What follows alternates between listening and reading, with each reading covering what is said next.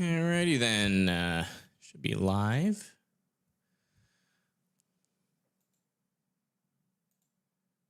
I just got home from vacation. New information. This tornado warning has been upgraded. We just got an upgrade to this tornado warning. This is now officially a tornado that's on the ground. This is going to be back over here near Magnet Cove, Rockport, and Malvern. Guys, all need to be in your safe spots. Again, we have a confirmed tornado in progress. And yeah, here on the CC drop, you can definitely see there is a debris ball with this storm in between Caney and DeRoche, heading over towards Antioch, Saginaw, Social Hill here in Arkansas.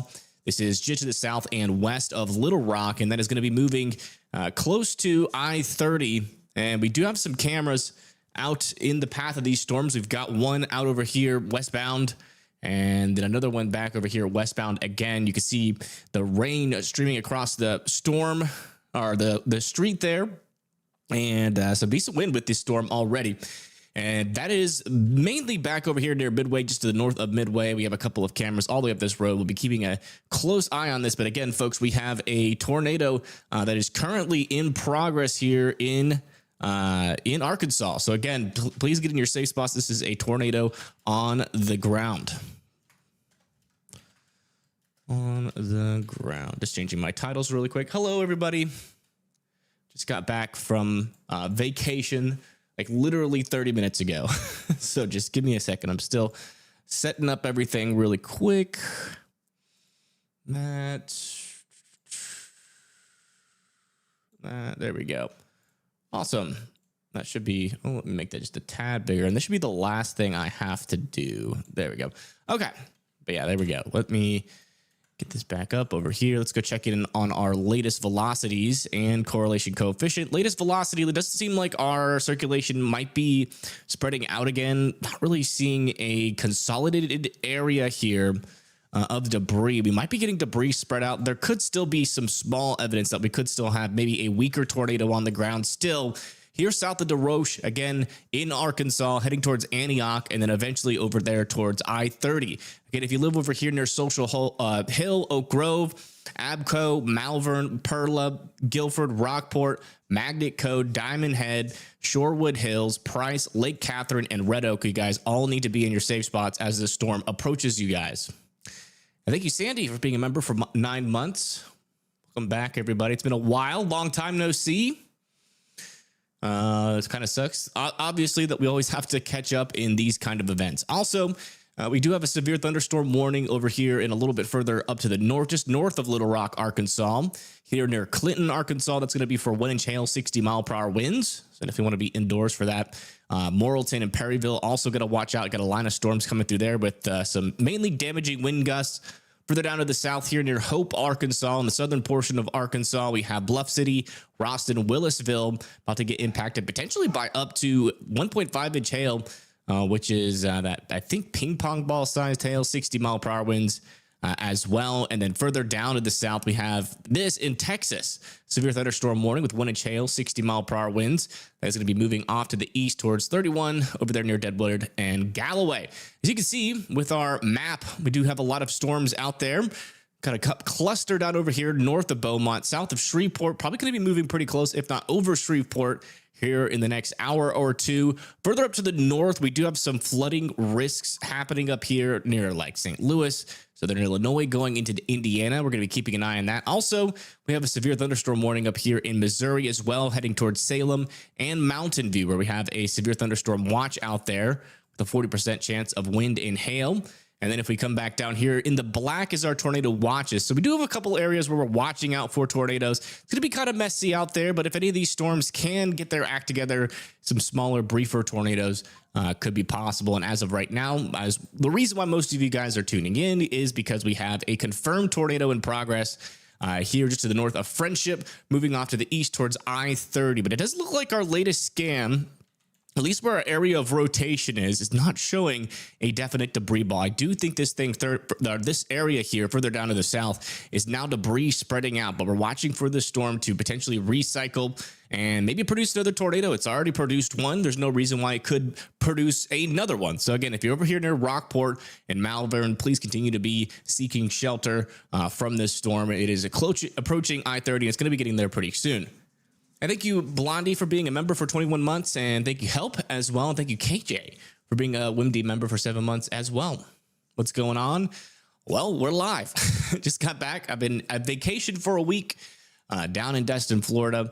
I hitched a ride back with my dad on the plane. And then, got here pretty soon, or as quick as I could, physically could, so that we could do some coverage today with these storms. Do you want to check up here? We have a little area of some stronger winds here south of Perryville. I have to watch this line for maybe a QLCS threat. As of right now, not really seeing anything that's like concerning, but if we zoom into here, you can kind of see we do have some brighter pixels down here and some darker pixels up here in the green, indicating that we might have a little bit of storm relative rotation starting to get started over here near Antioch. It's not very strong or concerning. We just check the correlation coefficient just to be sure. Yeah, it's looking okay. Looking okay right now. And thank you, Pam Wild, for being a member for 30 freaking months. Holy moly. And thank you, Name Last, for becoming a new WIMD member. Welcome. Welcome, welcome. Now looking forward to tornado season in Alabama. Yeah, hopefully secondary season is not too, what's the word, eventful. You should check the environment. I have checked the environment a couple times today. I have it up over here. Let me see if this is working. There we go. Yeah, so here's Arkansas over here. As you can see, most of our shear is actually up further up to the north. Down here a little bit further to the south, where we just had that observed tornado. Not a whole lot of lower level shear. Decent amount of surface vorticity down there, so that might be one of those things. One of the reasons why that tornado was able to produce, I mean, SRH is relatively low. So if they're really, I mean, I do believe, at least according to our radar, that we did have a tornado on the ground here. I don't think it's on the ground anymore. I do think it has lifted by this point. We're still waiting for a new update from the National Weather Service out here, but I do believe that that should have hopefully have been a weaker variety of tornadoes, because we really don't have an explosive environment or even a strong tornado environment for today. So really hoping everybody out there is okay. Highest likelihood, though, fingers crossed, is that this was one of those tornadoes that might have, ruffled some feathers, been a little bit scary, maybe broke a couple windows, pulled down a couple of trees, maybe knocked over the fence. But I'm hoping at least the well-built houses out there are okay, and everybody that was in a trailer had evacuated. Love the new layout. Thank you. Yeah, it's a long time coming. We're working on some things here. Let's come back over to our cameras and see. This storm is still kind of paralleling our cameras here. You can see there's our tornado warning right back over there near DeRoche. We got this guy over here. So this is the camera that's over there near Social Hill. But this storm is kind of just riding just north of our cameras right now. So it's not really able to get a good view. None of my storm chasers are out there, guys. All the storm chasers gave up before the storm even started. I mean, there are a couple storm chasers out there, but none of them are down here. This is as far as I know in Arkansas. So we're really mainly going to be relying on our Arkansas dot cameras. I am going to keep on looking, though. Hey, GS70 South, welcome, welcome. Welcome back. Thank you for streaming. Yeah, no problem. Been a long time. Been a really long time. A really long time. Holy moly. Oh, I was a little bit nervous hitting that live button, not gonna lie.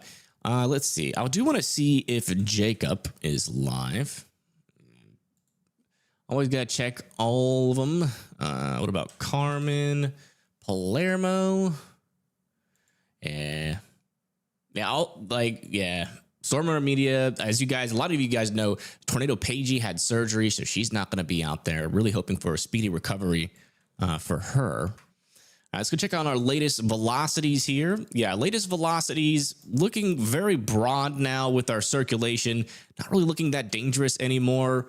I'm expecting them to drop this from an observed tornado down to a radar indicated here at any moment. Now, does that mean you need to come out of your safe spots? No, it does not. We still have a tornado warning on a storm that's going to make a pretty close approach here to Little Rock. Eventually, Benton, Sheridan need to be watching this little area of storms here. Again, not the most explosive environment, but we could definitely get a couple of tornadoes today. So definitely want the folks out here that are in this tornado watch all the way from Camden, Hampton, Fortis, Rice, and Pine Bluff up to Jacksonville. I think is going to be most likely our most northern extent. We might be able to eke out a small and brief tornado here, but you can see our environment is very saturated and messy the further north you come up to the north from Mayflower. And I think north of basically Mountain View, we're going to be mainly talking about damaging wind potential and also some of a flooding threat as we move further up into like Illinois, going into southern Indiana as well. So, you know, we're not really talking about anything super crazy today. I don't think we're going to have like a tornado outbreak. I think we might see a couple of tornadoes here and there. Might get a little bit more active later on. Let's come over to our latest HRRR run here on weather-wise, just to kind of show you guys what the future could look like with our storms. And thank you, Regina. Welcome, welcome. Hope I'm having a blessed day. Hey, thank you. I appreciate that. Today has been rough. And I'll explain it just in a second. But yeah, it looks like our storm's going to push off to the east throughout the day. It looks like our line should pull up into... See, okay, we're going to have to use radar mega. Weather-wise has models, but they're just not fully fleshed out yet. They don't have the time. It's super difficult to use. Even as somebody that likes to use models and is, you know, well-versed in how to control a lot of different type of model programs. Severe thunderstorm warning over there near Garland County and Hot Springs. It's going to be for 60-mile-per-hour winds. Make sure you guys are watching out for that. All right, so let me stop monologuing, get these friggin' models up. We need to stop monologuing and start monologuing. All right, there we go. All right, here the 18Z. So yeah, the main thing with these storms is we're gonna have a really messy storm mode. That's kind of been known for a while. If you guys have been paying attention to the forecasts out there. There's going to be a decent amount of wind shear, mainly behind our storms and in areas where we're not going to really see too much instability. Our main pocket here where something interesting could happen is down over in this region, probably more isolated to like this little pocket right here. And as you can see, at least as these storms over the next couple of hours kind of consolidate, it's going to be a really messy storm mode. You might kind of like, and it looks like they did allow that tornado warning to expire out here. So let me go ahead and change my title really quick. But yeah, if you guys know anybody, we'll go back and go over what happened with that tornado warning in just a sec. So you guys, if you guys have any neighbors out there, you can go check in on them. Tornado threats, coverage, live storm chasers. Okay. But yeah, so that's going to be the main issue. You know, where does the wind shear set up? Where's our instability going to set up? Are we going to be dealing with capping inversions? Most likely all those things are going to kind of be dancing back and forth. But generally, as we go into the overnight hours, we are going to get something kind of interesting. We're going to see that shear start to increase as this storm starts to move into Mississippi. And you can see that right here from like Tupelo down to Jackson. We do have a little axis there of like 30 to 40 knots of lower level shear.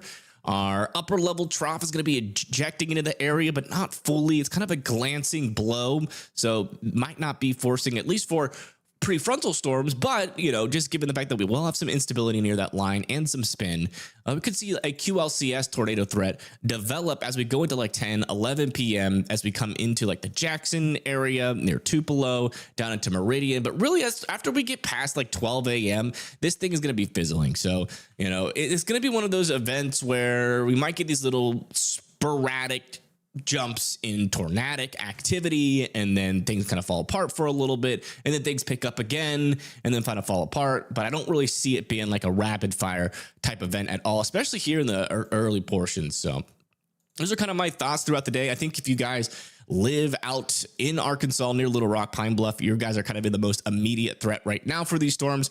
And then further down the line, still kind of a question mark on how these storms are going to behave as they come into Mississippi, you know, if we're all outflow dominant and all that instability is kind of sapped up, you're probably not going to see too much down there. Maybe just some damaging winds. It's going to be an overall messy storms, which means, you know, we are going to be more susceptible to those outflow boundaries kind of surging out in front of our storms, as we're going to have a lot of rain cooled air around these guys. So those are kind of my thoughts on today.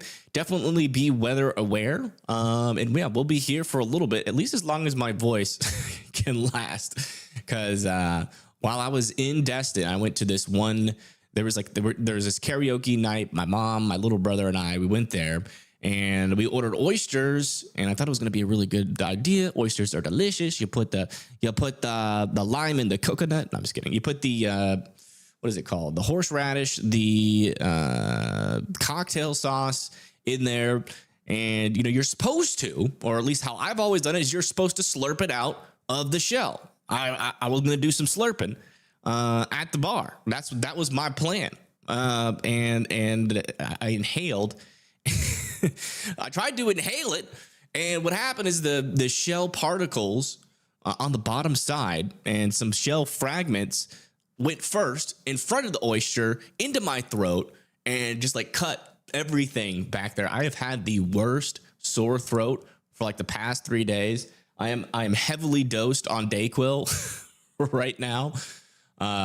So yeah, I don't know how long I'll be able to stream for. If that really starts to hurt and kind of pop through those meds, I'll probably have to end, but I'll be here for as long as I can be. Let's come check back over here in our environment. Yeah, it looks like our storms are calming down, at least in terms of immediate tornadic threats. There's a little something here over south of Abco, little area there of some rotation trying to develop. Might be worth keeping an eye on it.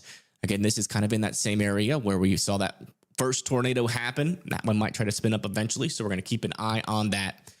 And thank you, GS70 Stealth, for gifting 5 memberships. Thank you so much.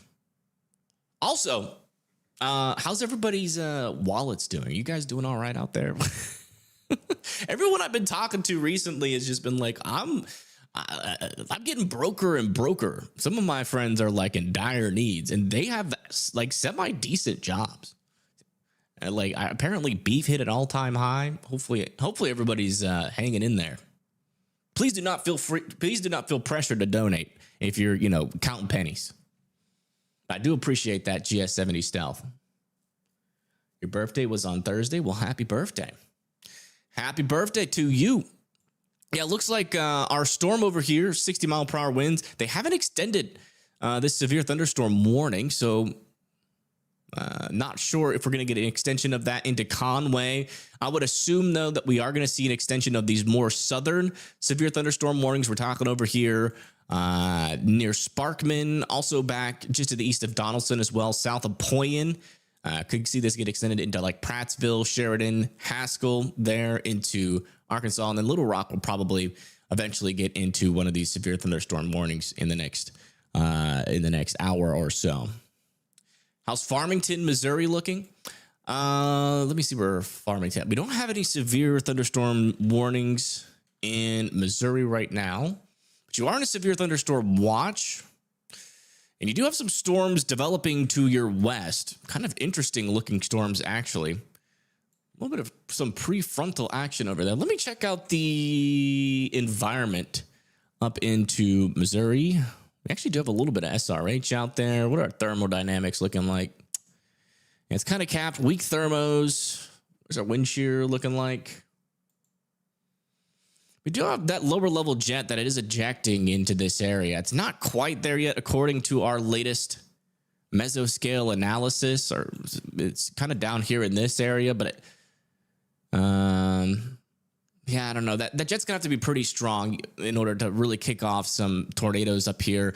But I mean, it is kind of interesting. Look at, we are seeing some beans up here near Farmington, so I would keep an eye on it. I don't think the tornado chances are too high up here, but you could make an argument that 30 knots to 35 knots of shear can happen here. Even in a kind of lower Cape environment, you still might see something try to spin up. But my main focus, I think, is going to stay down here unless something dramatically shifts in the short term. It's going to fall apart before it gets to your area. It should, yeah. I mean, as you can see, here's Jonesboro. You know, we do have some storms back over here, but we are starting to lose a lot of our severe thunderstorm warnings north of Little Rock. This area up here is just getting worked over by a lot of these different storms. It's very messy. They're all competing for very limited instability.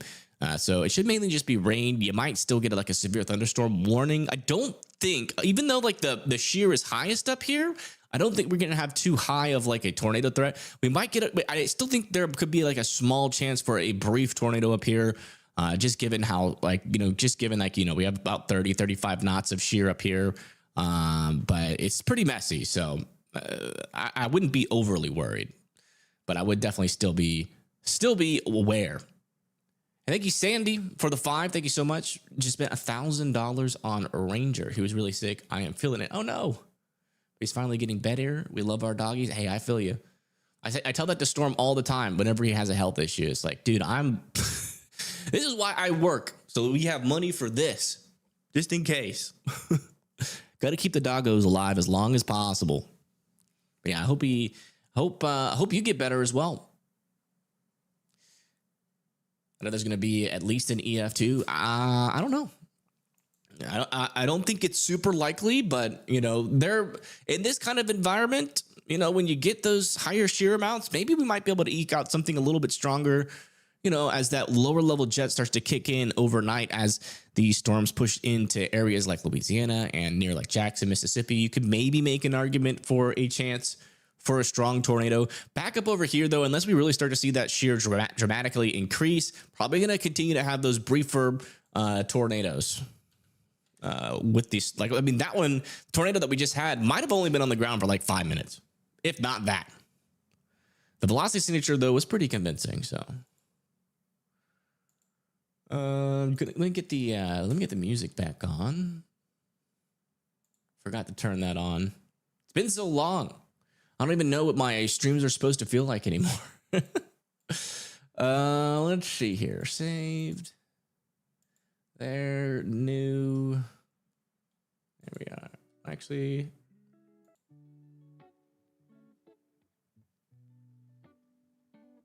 that'll be fine. Spent $2K on your cat when he got bit by a snake defending you. Oh, aw. But I would do it again. Absolutely. I mean, that's the reason why. I mean, you just summarized the reason why, because it's family. And it's not just you that thinks that. It's your animal that thinks that as well. Like that your cat literally sacrificed its life. It probably didn't even think about it. That's the other crazy thing. I'm 100% positive if a bear was running at me and Chaz's first instinct wouldn't be like, "Oh crap, that thing is huge. Let's run away." Like if he wasn't on a leash, he'd probably charge that bear and try to attack it. Like without any thoughts. Like if anything in the world is that loyal to you, where it will risk its life, you better keep that thing alive, because that is the only true love you will ever have. How do we feel about Memphis in the surrounding area? Definitely thinking some damaging winds over there near Memphis. I think one of the things that might be lacking, let me just double check, that instability just might not make it up there. Yeah, looking like at around 9 p.m. For Memphis. Yeah, you see, the instability really tanks. I wouldn't say like a brief spin up is impossible if we still have a strong. Yeah, I mean, we will have some decent lower level shear up there, but it just might not be strong enough to overcome, especially if we have like some outflow boundaries out here.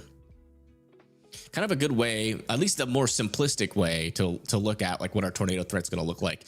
We can look at the significant tornado parameter. You can see it never really gets too elevated up there, but you can see as this line kind of moves into like, northeastern Louisiana, coming down into like near Jackson. That's kind of the time where we have our most elevated STP. And that's because most of our ingredients are going to be present there. As you can see, even like right now, really not too high of ingredients for that. So this might be a segmented streaming. If things kind of just fall apart, become outflow dominant further on our northern segment, we might have to wait a little bit for these storms to develop back into the nighttime and wait for that shear to kick in, and we could maybe have a little bit more of an active tornado threat going into like northeastern Louisiana and western Mississippi. So it might have to be like, you know, if this doesn't produce any tornadoes or any significant severe weather for like the next hour or two, might just take a break and come back on later tonight. Let the voice just coast in between those two streams. He's your furry hero. That's cute.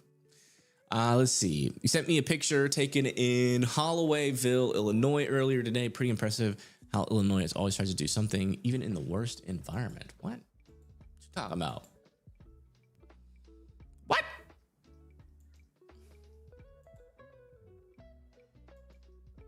I can't show it, but apparently there was a land spout in Illinois earlier.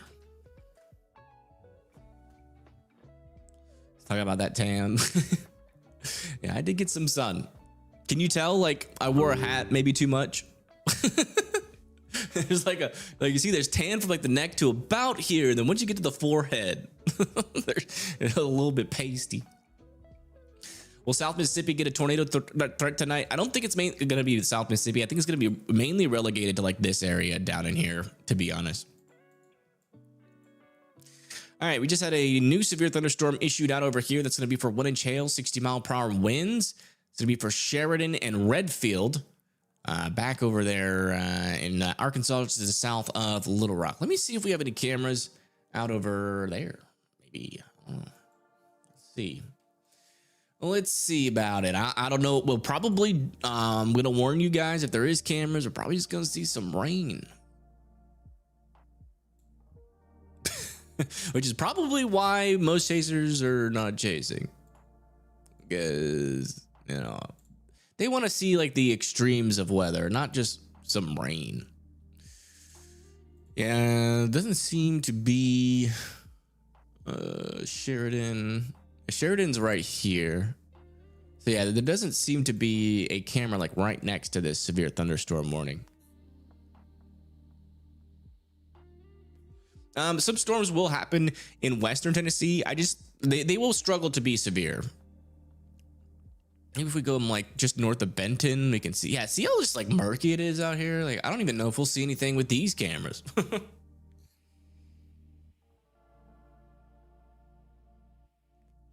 Might be back out later. All right. See you later. Till then, we'll just be chilling, catching up. How's everybody's days been?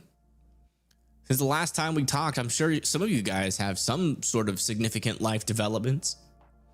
What about Conway, Arkansas? Let me see.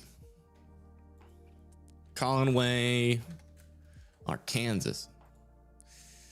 Yeah, Conway's got a line of storms coming. They dropped a severe thunderstorm warning on this, but probably still some pretty heavy rain coming your way. What's new? Shoot, just got back from vacation. Getting better at golf, I guess. I don't know. I haven't really been doing much with my life. Other than I have been working on we dropped thinking about doing estate sale. We're gonna focus more on like the jewelry portion of like estates, like buying and selling gold and silver. My mom and I have been doing that for a while, just like as a hobby, and we're gonna try to do it a little bit more official. And with gold being at record highs, that might be the way to go, because we can offer like 70 to 75% scrap value, which is like, if you don't know, pawn shops give you like 40 to 50%. But we sell directly to a smelter, or we consign. We also consign pieces too on like eBay, take professional photos and stuff like that. So we're gonna be doing that a little bit more, just on the backside, because you know it's gonna be quiet. My channel doesn't really do good in winter. Usually does okay during hurricane season, but we haven't really had, thankfully, any hurricanes or tropical systems hit the United States. So I'm just making sure I have money enough to keep things afloat until things get a little bit more, until I'm needed a little bit more. You moved, moving sucks. You literally lost 10 pounds. Wow. In my opinion, is the threat for Henderson, Texas over? Looks like it. Yeah. You see this boundary. I wouldn't say it's like 100% over. But what's about to happen, you see this little green, really thin green line. I'll zoom into it so you can just kind of really see it. There's that little thin green line. If I zoom out, you can see that extends all the way back to here. That's the crashing cold front with our system. And there's Henderson, Texas right there. Once that cold front hits you, and you'll know when it does, because the temperatures will get a little bit hotter to a little bit colder. It'll be noticeably colder. Then that's going to be it for your severe threat. There could be still like a little flooding threat, but like in terms of like a tornado threat, it'll be done after that. All right, let's go check to see if we have any new areas of rotation. I don't really see anything really stick out to me. Maybe a little something over here near Menifee, but it's kind of weak. Yeah, mainly just still looks like we're in a little bit more of a quieter period. But if you guys are just tuning in, we literally just had a tornado. But that doesn't necessarily mean we're going to continue to have tornadoes. That could have just been like a one-off type thing. And thank you, Harley, for the $10. Thank you so much. I missed the big tornado earlier. A big tornado happened? When? I must have not been here. Must have still been on vacation if that's what happened. I don't remember hearing anything about a big tornado.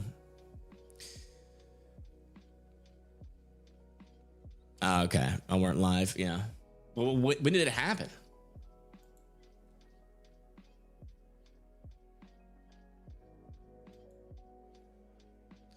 Texarkana's in a clear right now. Yeah, I mean that cold front's well to your south. Yeah, Texarkana's good.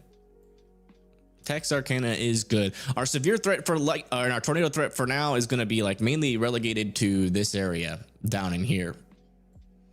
Yeah, you can definitely see that cold front has crashed into Texarkana. About to go over Longview in Tyler, Texas. So y'all's tornado threat's about to pretty much become non-existent here probably within the next 2 to 3 minutes. If you live in Longview in Tyler, Texas, go outside and then just like feel the air. It's going to be a little bit warmer, and then you're going to feel like a nice little bit of cold air, and that's going to be that little cold front coming over you, little boundary. It wasn't a huge tornado, but it was a decent sized cone. Where did that happen? Question for you: considering my last name and your awesome channel, would you ever consider partnering up with a wide No, we don't do sponsorships, and definitely not going to do a sponsorship that's going to encourage people to become less healthy. You'd be surprised on what fast food does to your brain. I know it's easy. I know it's affordable. It kind of sucks that it's so affordable and it's so easy. You know, you would hope that healthier alternatives could be more affordable, but they're just not. And so that's why a lot of people choose to get fast food because of time crunches and all that kind of stuff. But it really is unhealthy. So no, I would never do that. Arkadelphia. Let me see where Arkadelphia is. I mean, I'm not going to tell you what to do, but I definitely don't want to be telling you specifically to do something bad that would hurt you guys in the long run. Arkadelphia. Yeah, you guys are in a severe thunderstorm warning, but that storm has moved on. So you're gonna have a little bit of rain, but that's going to be about it. A little bit of sporadic rain. Could get heavier as this little part comes through, but your tornado threat's now at 0. Little bronze at their vacation. I definitely got some sun. East Camden, South Arkansas currently. Here's Camden. There's East Camden. Yeah, you guys have a severe thunderstorm warning to your north. Also have a little bit of thunderstorms and showers developing to your west as well. Those are that's probably going to be the main threat that you get out of this storm. Not really sure how organized it's going to be. Just giving its orientation though. Typically when you have storms moving more like this, in a kind of environment, a weak troughing environment like this, they typically really don't become much, but I would say still worth watching. You guys are under a tornado watch. I would still keep an eye on it just to be like, 100% positive. Just be aware. You don't need to be freaking out. This is not really the kind of environment that you should be like freaking out, panicking, sweating over. But it's definitely one of those environments that every now and then could surprise you, like with what just happened. We just had a tornado on the ground about 10 minutes ago or about 15 minutes ago. And yeah, so that kind of came out of nowhere. The environment looked kind of dead, not gonna lie, and then all of a sudden we saw an area of rotation, and it produced a really brief tornado. So I think that's how today's gonna be like. The environment's just gonna kind of look lackluster. We're gonna be talking about these damaging wind threats, and then every now and then we might get a little bit of a surprise. Looks like over here, parts of Little Rock are actually in a severe thunderstorm warning. Southern Little Rock over there near Wakefield is in a 60-mile-per-hour wind warning. Also, Wrightsville, Redfield, Sheridan as well. All need to be watching out. Just need to be inside. Nothing else really needs to be done on that. Members only jacket. Not happening. Maybe. What happens if you get the members only jacket and then you lose your membership? Do I have to like come to your house and take it away? Give me that jacket. Hot Springs in Malvern. Hot Springs is done. And Malvern is done as well.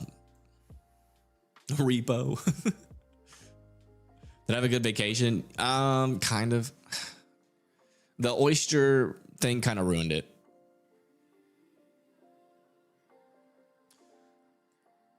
Because when I inhaled that oyster dust, which out of context might sound weird. You're like, where does dude go to vacation? Like somewhere like crazy? What was he doing? No, but to summarize, I ate an oyster. The bottom side of the oyster shell had just oyster shell dust on the bottom of it. So when I tried to inhale the oyster into my mouth, I also inhaled that dust. And it like sandblasted the back of my throat. I just had the worst freaking sore throat. But like I'm not sick, but it feels like I'm sick. Like, I don't have a fever or anything, but there might be like a little infected back there. But it's day 3. It's getting a little bit better, but still, it definitely hurts. Want to go to Arkansas for a vacation? Why? Listen, there's parts of Arkansas that are beautiful. But like where would you go, I guess?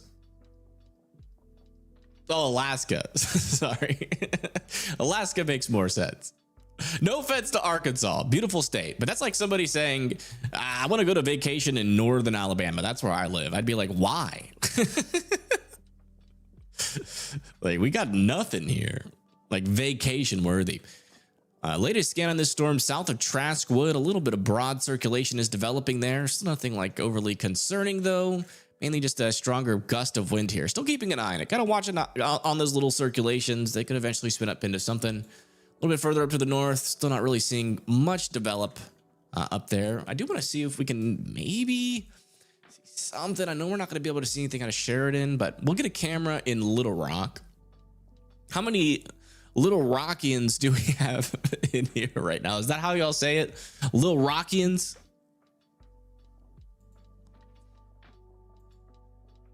How many Little Rockian Balboians do we have in here?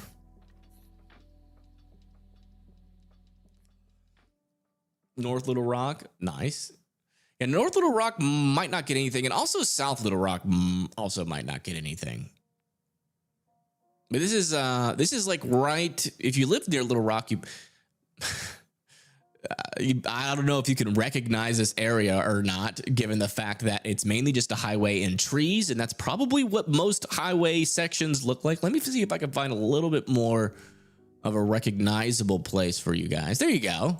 You guys might recognize those buildings. This is in Southern Little Rock. Not really seeing much. You guys just might get light rain to heavy rain in Little Rock because that severe thunderstorm warning that was near Hot Springs was not extended. And the severe warning to y'all south might go just to your south. But this is what it looks like in Little Rock right now. And yeah, it's looking like Little Rock still. So nothing bad's happened. But back over here, we might see something happen with this storm near Redfield Tower. It's looking west. Might maybe see a storm. I like this camera. It looks like it might show us something. Think you will be okay? I think you will be too. Like I said, it's not like a super tornadic environment. But I mean, we just had a tornado, so I wouldn't let your guard down. I would still be ready just in case a tornado warning does happen. I wouldn't rely on a tornado siren to warn you. I would have some sort of background person talking in the background. So if you hear the words tornado warning, but you don't have to be like hyper focusing on it. You can just have it like on a phone and still watch your Saturday night football. Ugh, man. I just tried to drink water and it hurt. All right, severe thunderstorm warning in Wisconsin. I got to remember how to look at our latest warnings again. Hold on. What is the hotkey? I always forget this one. Alt Shift W. Okay, maybe that's all I got to remember is just W. Oh, wait, what? Did I miss a button? Alt Shift. Oh, that's toggle. Oh, wait, no, it's Alt Shift L. Okay, Alt Shift L. All right, we got an L warning out here near West Bloomfield Township, Rochester Hill, Macomb Township, Troy, and Sterling Heights.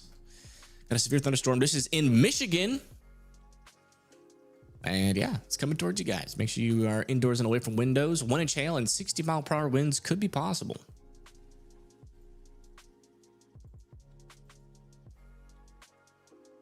That's in Michigan. It is in Michigan, yeah. If you are on vacation here in Arkansas, I hope you enjoy nature and trees. Yeah. But it's like, it's not the most naturiest or the most treeiest. If I was going to see some like crazy nature and trees, I'd go to like the Amazon forest. You know what I'm saying? Like when you do vacation, you got to do it extra. You can't just like go next door and be like, well, I'm setting up a tent in the backyard. Also getting a couple more severe thunderstorm warnings with these clusters down here near Mansfield. Oh, interesting little area here south of Mansfield. Not sure if that's legitimate or not. Let me just see how that's progressed. It's a little bit of a merger there.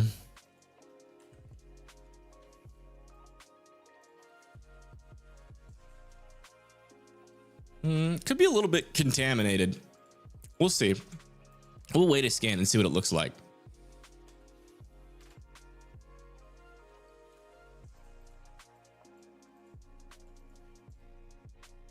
We'll go to a composite view. Everybody can see their storm for a little bit. Go to Barrow, Nebraska. Go skinny dipping in the Arctic Ocean? No. Absolutely not.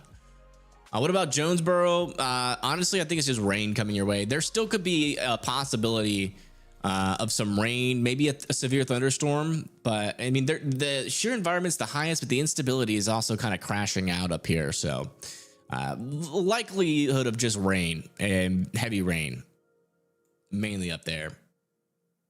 Polar plunge? No, dude. Like, I'm not doing that. I am perfectly fine with warmth. Not a fan of the cold. I'm from Alabama, guys. I'm not going to go jump into a frozen ice lake. There's something interesting over here. Yeah, I wouldn't completely rule out a brief tornado up here.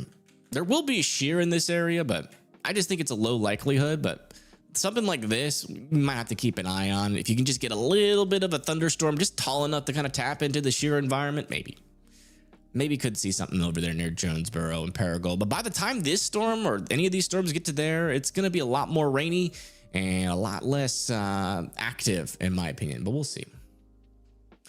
Tennessee is probably just going to get some wind and rain. Might not even get severe weather. I would say the highest likelihood for severe weather would be like over there near Memphis and like Millington, maybe even Covington. Not sure that it'll make it all the way to Jackson or Nashville. Probably just mainly rain. We are expecting some windy conditions over there near Nashville. I'll show you guys. It won't really be like severe thunderstorm related, but we could get wind gusts eventually. Up to 40 to 50 miles per hour as this moves into like the Nashville area.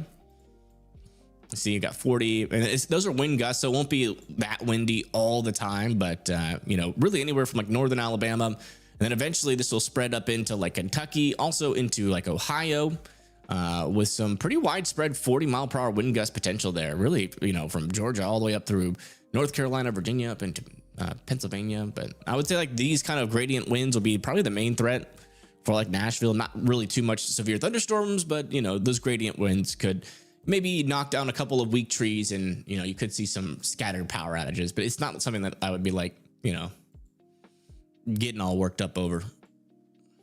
Who is this stranger? Right? It's been so long. Yeah, I'm in North Alabama.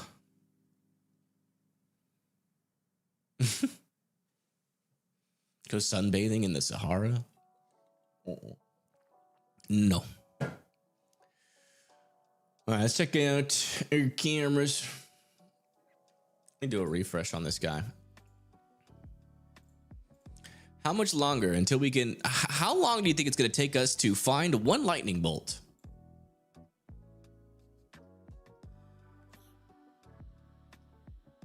Yeah, it's about to go into Sheridan. Sheridan's right there. Yeah, I mean, we should eventually see something from this camera. I have hope. But there is nothing on it right now. But eventually, I think maybe like a little darkness, the clouds, maybe a lightning bolt.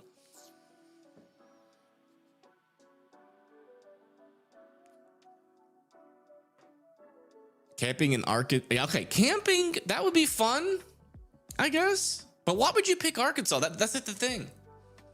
Like if I'm gonna camp, I want to go somewhere where I could like see like a volcano or like something cool. Like a bison.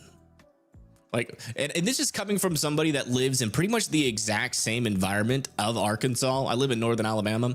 Our environment's not much different. Just trees everywhere. MCD has been issued for this location.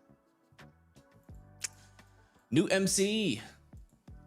Let me see if I can find any information on that. No graphic yet. When the graphic comes up, I'll show you guys. Unless it's like a late report. But yeah, like, so this is coming from my perspective. So like, why would I go camp in Arkansas? I'm biased because, you know, Arkansas, if I was at camp, I would just camp near Gunnersville or something like that. But, you know, if I was really going to go camp, I'd probably like go somewhere where there's like some crazy wildlife or like beautiful mountains. Because all we have in Alabama are hills. Still a little area of like suspicion here near Sidon, Arkansas. South of West Pangburn. Got a little mini supercell out here that is at least exhibiting some stronger winds and maybe a little bit of rotation. So still keeping an eye on this. This could be like a little spin up brief tornado attempt here. So just keep your eyes on that still. I will too. Yes, yes. Help. Our program is slowly making you obsolete. I'm sorry. You have been replaced by another bot. Here's our new MCD primary corridor for severe the next several hours. Tornado looks like peak intensity could be 100 to 130 miles per hour. Wow, they're trying to call for strong tornadoes, but not sure about that. We'll see. Got a lot of clustering out there. I think the main threat is going to be the wind and hail still, but again, we still have to keep an eye out for some briefer tornadoes. You know, that is certainly possible as we see that wind shear start to increase. Let's see if we're seeing any evidence of that yet. As some of the models are saying that we should. Let's go check out our latest RAP analysis, at least going into the future. Yeah, that wind shear is really not going to increase until like 4 hours from now, which would be past that corridor. So I don't know. But we do have some cells down here that are in some weak shear. But it's really really weak shear. So, and our SRH isn't like elevated or anything. Let me check our vorticity just to make sure. Yeah, there's no like parameters down here that really support tornadic activity. But I guess we still have to watch these storms just in case. I still believe that, you know, there is just enough shear for some tornadoes here, especially given the fact that we just had one. So please keep weather aware. You live in Australia, has the most dominant and extinct volcanoes. Yeah, I would never, ever vacation in Australia. Ever. Y'all's ants are like as big as our spiders. You have like snakes under every boot, in every boot. Y'all have spiders that are the size of heads. I don't even know if I would like rent a hotel. Just knowing y'all's insect life is crazy huge. Your wildlife is tiny. No, they're huge. It's not a stereotype. They have tons of insects that are scary.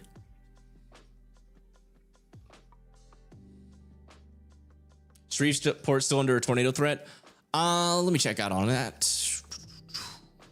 Technically, yes, but that cold front is about to crash into you guys. So it's not going to last for much longer. Looks like most of the storms that are around you are actually going to go to your south and east.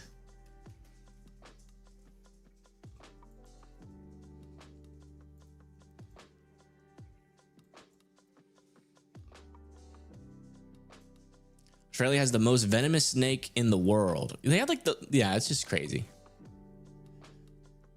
Did I enjoy being on Weather Brains? I did, but like, I got snuffed, man. They invited me to that meteorologist convention and then they said they didn't have any space. But then they brought Max and Ryan on and I got a little salty. Guess I'm just not turtly enough for their turtle club.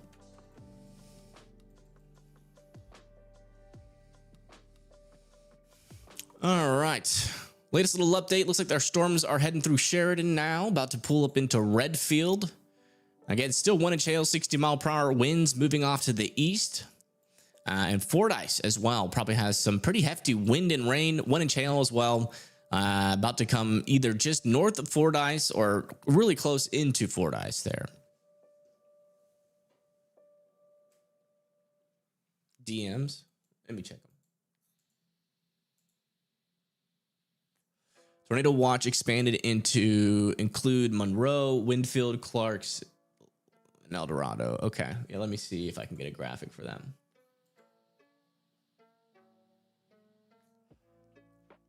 Let me refresh this camera.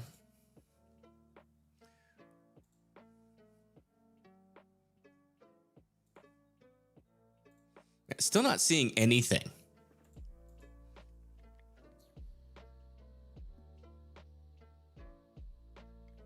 Thank you, Rob, for subscribing.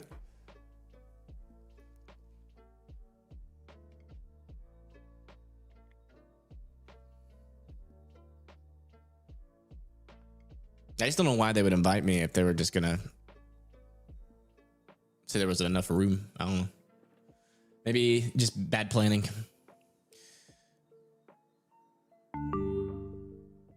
New severe thunderstorm warning in Louisiana. That's going to be for Hall Summit, Martin, Ashland, Lucky, and Ringgold. That's going to be for 1 inch hail, 60-mile-per-hour winds.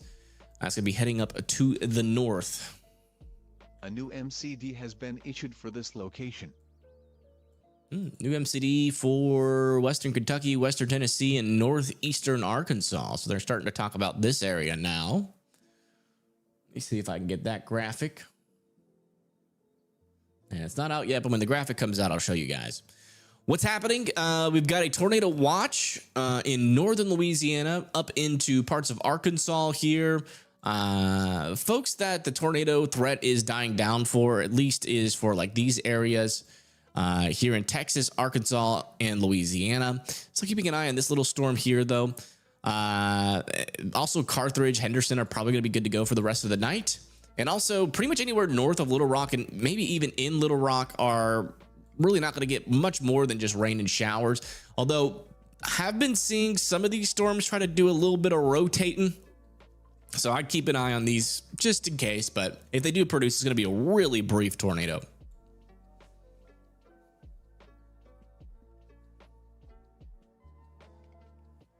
What do I think about McMinnville area? Let me see if I can locate what state that is. Tennessee. Definitely some gusty winds. Could get really windy tomorrow, but that shouldn't really be associated with too much thunderstorm activity. I do think a line of storms, though, is still possible for you guys there. Let me just check to make sure it holds together all the way into your area. I know that wind gust could be possible. Yeah, you guys can still get a line of thunderstorms likely tomorrow at around 3 a.m. And that wind should pick up as we get into around 10 p.m. in your area. Probably will peak by around 1 to 2 a.m. and then it will move out and still kind of be windy after that. The backside of this storm will also have some wind gust potential of up to 30-mile-per-hour winds. So it's going to be windy out there in Tennessee, northern Alabama, and Mississippi as well. If I need someone on cams, not really. There's just not really much to watch right now. Not many areas. All right, so here's that graphic on our new mesoscale discussion. Damaging wind threat may increase through the evening along with the potential for a tornado. Again, not a super high potential, but a potential nonetheless low. There is an 80% watch probability. That'll probably be a severe thunderstorm watch up there in this area. So just be weather aware if you live in Carbondale, Cape Girardeau there in Illinois, Poplar Bluff in Missouri, Jonesboro in Arkansas, Dyersburg, north of Memphis, and Paducah there in Kentucky and Tennessee.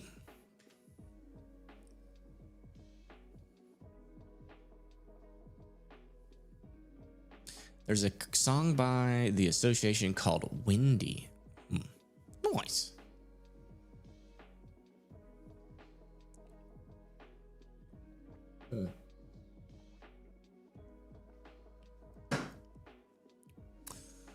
All right, let's check in for any areas of rotation.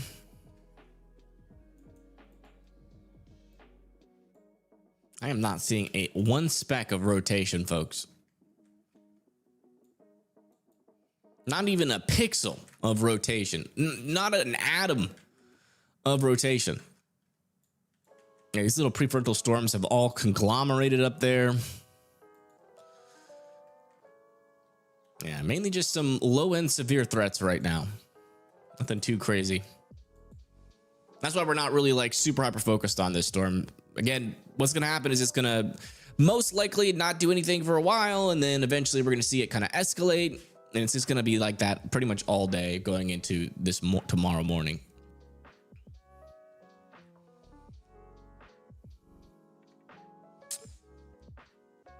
Today I found out that you made a song. I make music. Yep, every now and then, usually once a year, sometimes more than that. Just depends on when I get inspired. Benton, Arkansas. Let me see. Benton, Arkansas. Hey, you guys are good. Done for the rest of the day. It is over.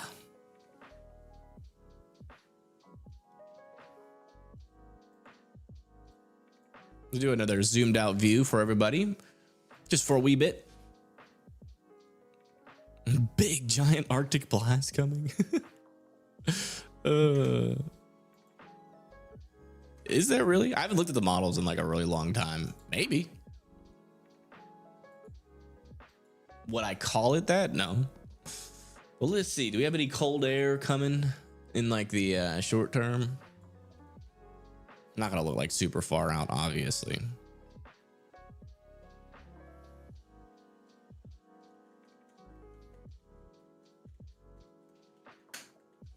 It's definitely going to get colder. Like the 30s and 40s in the Great Lakes. Not really like an Arctic blast. I think Arctic blast is used way too much. I associate, and most people associate Arctic blast when we get like those big negative temperatures. Like negative 10 temperatures make it all the way down into like the southeast, or like negative 40 temperatures making it up here. But there is some colder air coming. Maybe could get below zero up there into Minnesota and our Wisconsin. But that is no big time Arctic blast. It's just a little bit of colder air coming. Are you getting snow? I don't know. This year's winter is looking pretty similar to last year's winter. Kind of the same teleconnections. Some are just a little bit stronger or a little bit weaker, so we will see some variance. It won't be exactly the same, but it's going to be pretty similar to last year.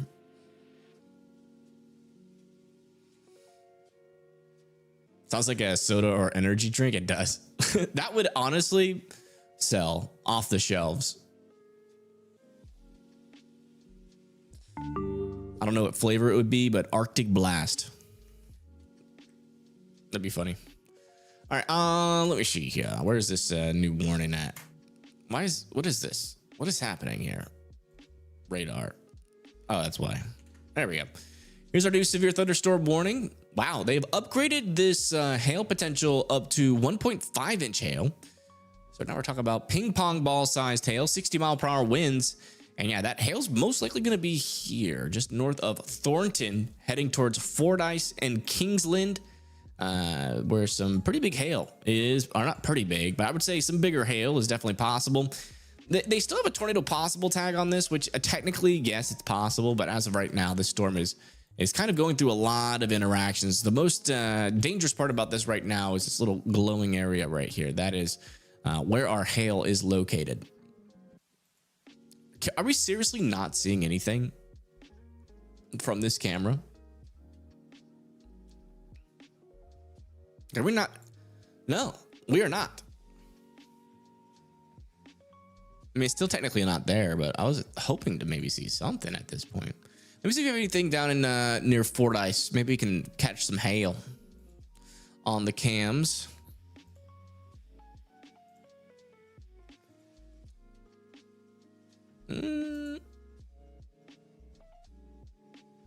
That might be a cloud back there. Cloud alert. There are some cameras near Fordyce. Ooh. Look at that. There's your storm.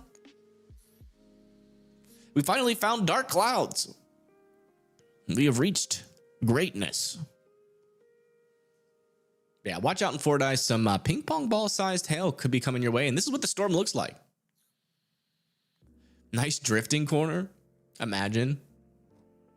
You see just like a Toyota Supra with like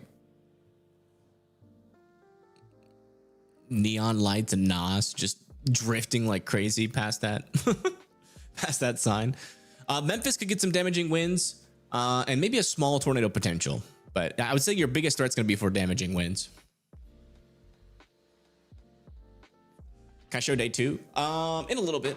Let's watch this storm. We haven't seen any storm action all day, so let's just see what this storm is about for a little bit, and then we'll go look at tomorrow's outlook, because there is technically a small chance for tornadoes tomorrow as well.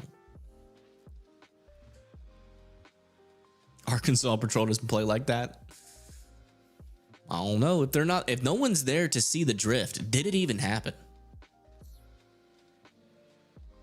Nashville, you guys could get a line of storms, some thunderstorms, but the strongest winds might be in front of that line of storms.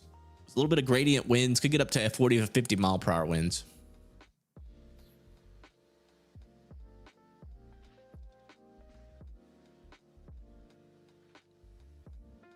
Don't play disc golf? No. I have played it in the past.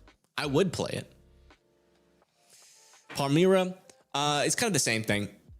Line of storms, but your biggest threat is going to be that gradient wind, 40 to 50 mile per hour winds. And behind that will be some thunderstorms, but they shouldn't be like particularly intense. Probably not even severe. Ohio's kind of the same thing. You guys might get some damaging winds for a little bit longer in Ohio. Oh, finally some lightning. Jeez Louise.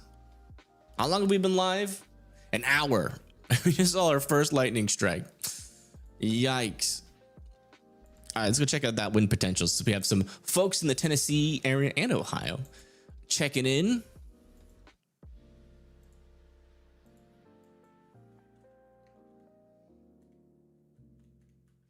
Yeah, so for Ohio, could even see some gusty winds today up in the northeastern corner of Ohio. Also, really starting at around 11 p.m. tonight, going into tomorrow morning, could see some gradient winds. Basically, we're gonna have a pressure difference, a low pressure and a high pressure system off to the east, and those gradient winds will pile up out in front of our line of storms. We could have a large area here of 40 to 50 mile per hour wind gusts being possible, and then that eventually, as we move into around 4 to 5 p.m., that makes it into Ohio. Pretty much the entire state of Ohio is going to have a threat pretty much for 1 to 3 hours of 40 to 50, maybe even some isolated gusts of close to 60 miles per hour. So we're not talking about anything super crazy, but yeah, then going into 9 p.m. on the 19th, could see those winds wrap around on the backside of this storm and start to see some, more wind there. So it's going to be annoying. Pretty much, maybe some power outages could be possible as well. Let's look at new severe thunderstorm warning. Just came in Louisiana. This is in northern Louisiana, south of Farmerville. Wind and hail, 60-mile-per-hour winds moving off to the north and east. Marion is going to be in the path of that. What about Dexter, Missouri? Missouri, I think, is good to go. The severe threat's really struggling out here. I still think there's a chance for severe weather. But I think the tornado risk is going to remain pretty darn low unless we really start to see a change in some of our atmospheric dynamics up here.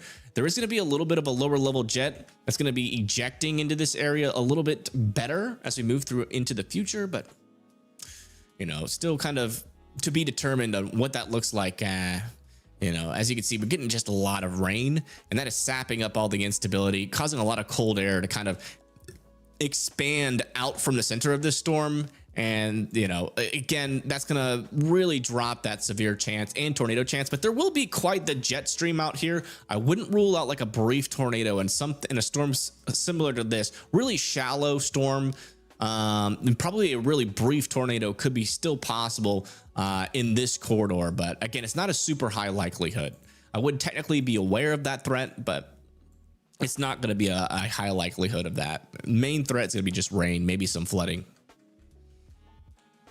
Yeah, over here near Fordyce, still watching this storm with some ping pong ball size hail. This is what it looks like currently in the area.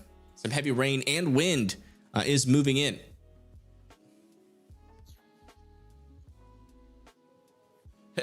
Dexter, yeah. Show is crazy. What is America's obsession with serial killers? Does anybody get that? Like that latest one on Netflix was like deeply disturbing. And it was like the number one. I think it's still the number one show on Netflix. It was about Ed Gein, about the guy that did the Texas Chainsaw Massacre. Like that show was sickening. Even though it was all fake, because it's a show, it was still gross. Serial killers, those. Oh, you mean like actual cereal? I do be killing some cereal, you know what I'm saying? Especially some of those fruity pebbles.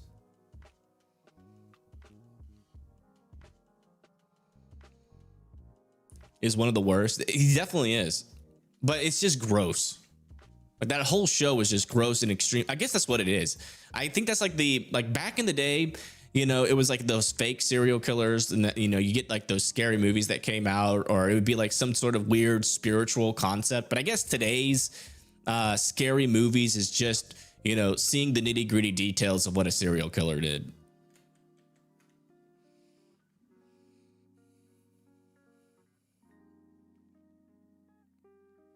Rockford, Illinois, probably just gonna have some rain. I'd be watching out for some flooding. I'm not sure if we have any. Let me check to see if we have flash flood warnings out here. And no flash flood warnings yet, but we did. Let me turn on the MCDs here. At least. How do I turn them on in Radar Mega? There we go. Yeah, we did have a flash flood discussion of heavy rainfall and flash flooding possible. We don't have any flash flood warnings out here, but if you live like Vandalia, Hillsborough, Robinson, Farmington, there is going to be a small chance for severe weather. As you can see here, we'll go look at the outlook. We're going to look at tomorrow's as well. As you can see, our marginal risk extends all the way, from, just north of Houston all the way up into Detroit. Our tornado risk, though, also extends all the way up there. It's really low tornado chances, but not impossible technically. We're going to have a lot of wind shear out there. I do think they're being a little bit over dramatic at the SPC with that 5%, but, again, 5% really isn't that dramatic at all in the first place. But yeah, so that's today's outlook. So if you live anywhere in this area, just be watching out. Could be a small chance for tornadoes. And going into tomorrow, we have a marginal risk down over here near Mobile, Dothan, and Tallahassee. Then also up here into North Carolina, Virginia, Maryland, Delaware, New Jersey, Pennsylvania, West Virginia, parts of Tennessee, and Kentucky. And then day 3, you can see it really start to clear out again. Also, you have some tropical trouble out there. Maybe models have been really inconsistent on this storm down over here in Caribbean Sea. But hey, you know, I might make a video about it like tomorrow or something if it continues, if models show any more consistency. DMs again. What's in there just came out of New Paris, Indiana. IDK, if you saw your comment, but it looked very interesting. And where? In Indiana.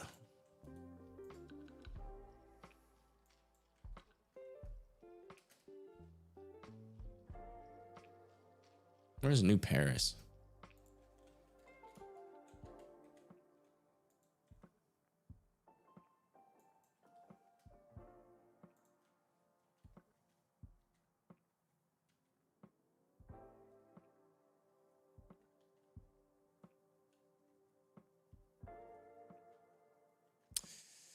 I'm not sure you could really. There's a couple little areas there that are interesting. I'm not really sure if you could say that is something for sure. Check the correlation coefficient.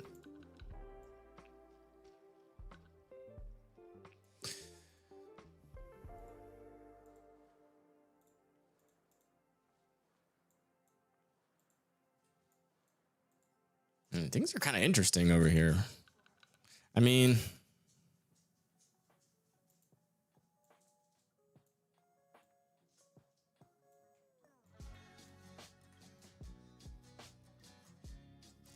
I don't know.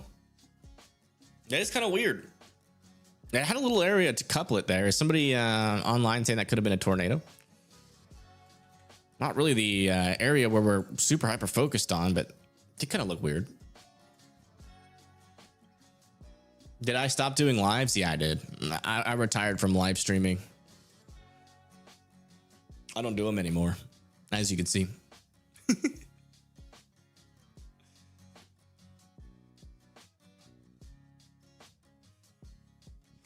You chased in Indiana today? It was trash. I looked for your stream earlier today when we went live.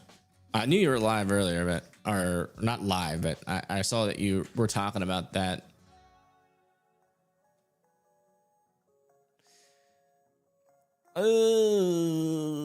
Yeah.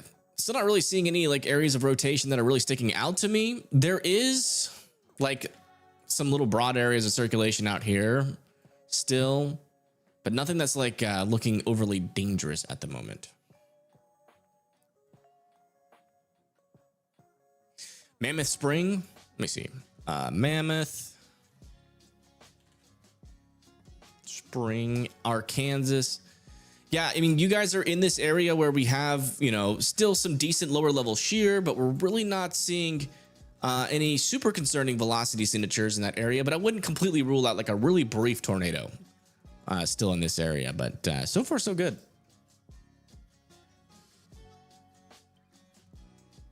Let me go to Pine Bluff. See if I can find anything out over there. I don't know. We ain't got no storm chasers, so we just doing the best we can with these cameras.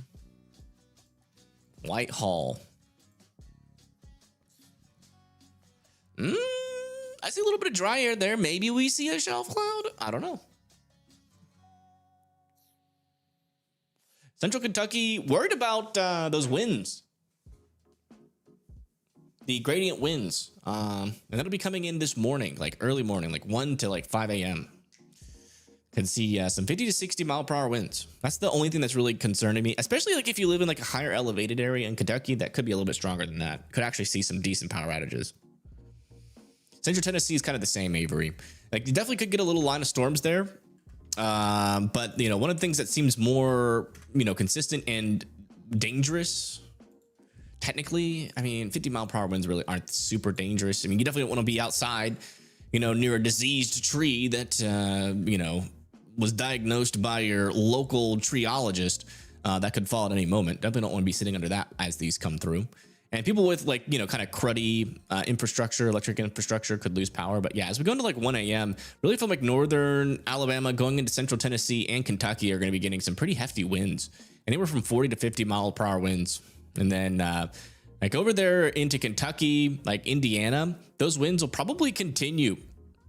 Like they'll start at 4 a.m. over there near Indiana, go into like Ohio by the time we go into like 8 a.m. Pretty much the entire state of Ohio is in those 40 to 50 mile per hour winds.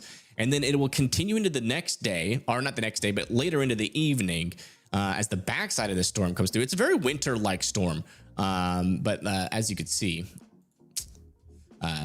without the winter precipitation, but like in terms of the wind structure, it's very wintry. It's a larger low pressure. Got some gradient winds out in the front, and then those winds in the backside will continue to blow as we go later into the evening tomorrow.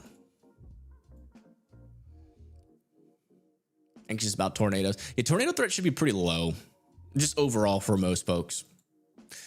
But it could pick back up tonight, especially like back over here. So we'll have to see if that like actually does happen. We'll see. Didn't have diseased tree on your bingo card. Watching from Cave City, Arkansas, and for your mother-in-laws. Yeah. There was a confirmed. Yes, there was a confirmed tornado earlier. Just like kind of like back over here near Benton, I think. Like north of Benton. It was a brief one, but it was on the ground. I thank you, Dave, for sending a membership. Can you go home? Where are you at?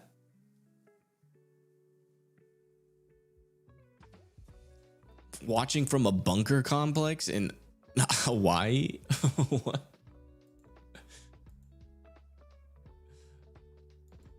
What are you talking about? Y'all getting nuked over there? Like...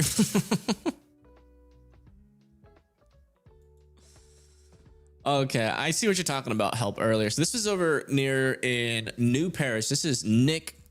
I really suck with his last name. It's Krasnovolgy.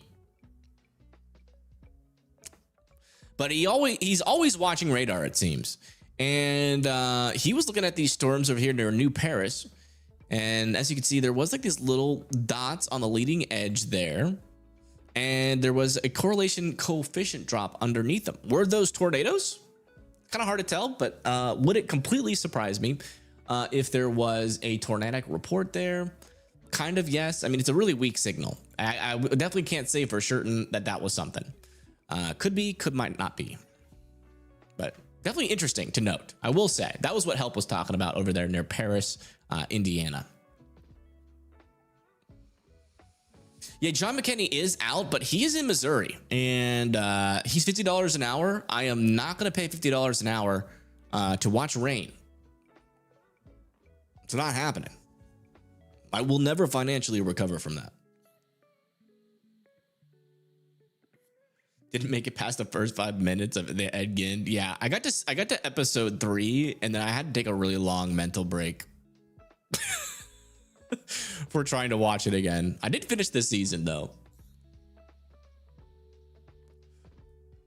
It is interesting to learn about the worst of humankind, and no matter how sick and demented it is. I thank you, Kitten Lover, for gifting 5 memberships. Thank you so much. If you guys get a membership from Kitten Lover, make sure you're thanking them in the chat. But look at this, pretty rainy over here. This is just south of Little Rock.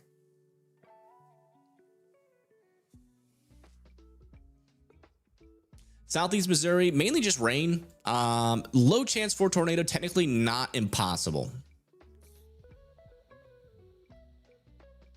How bad the storm's been so far? Maybe 1 to 3 tornadoes, depending if those that the signal in Indiana is confirmed or not. But if not, we've had 1 tornado to the west of Little Rock so far today. Do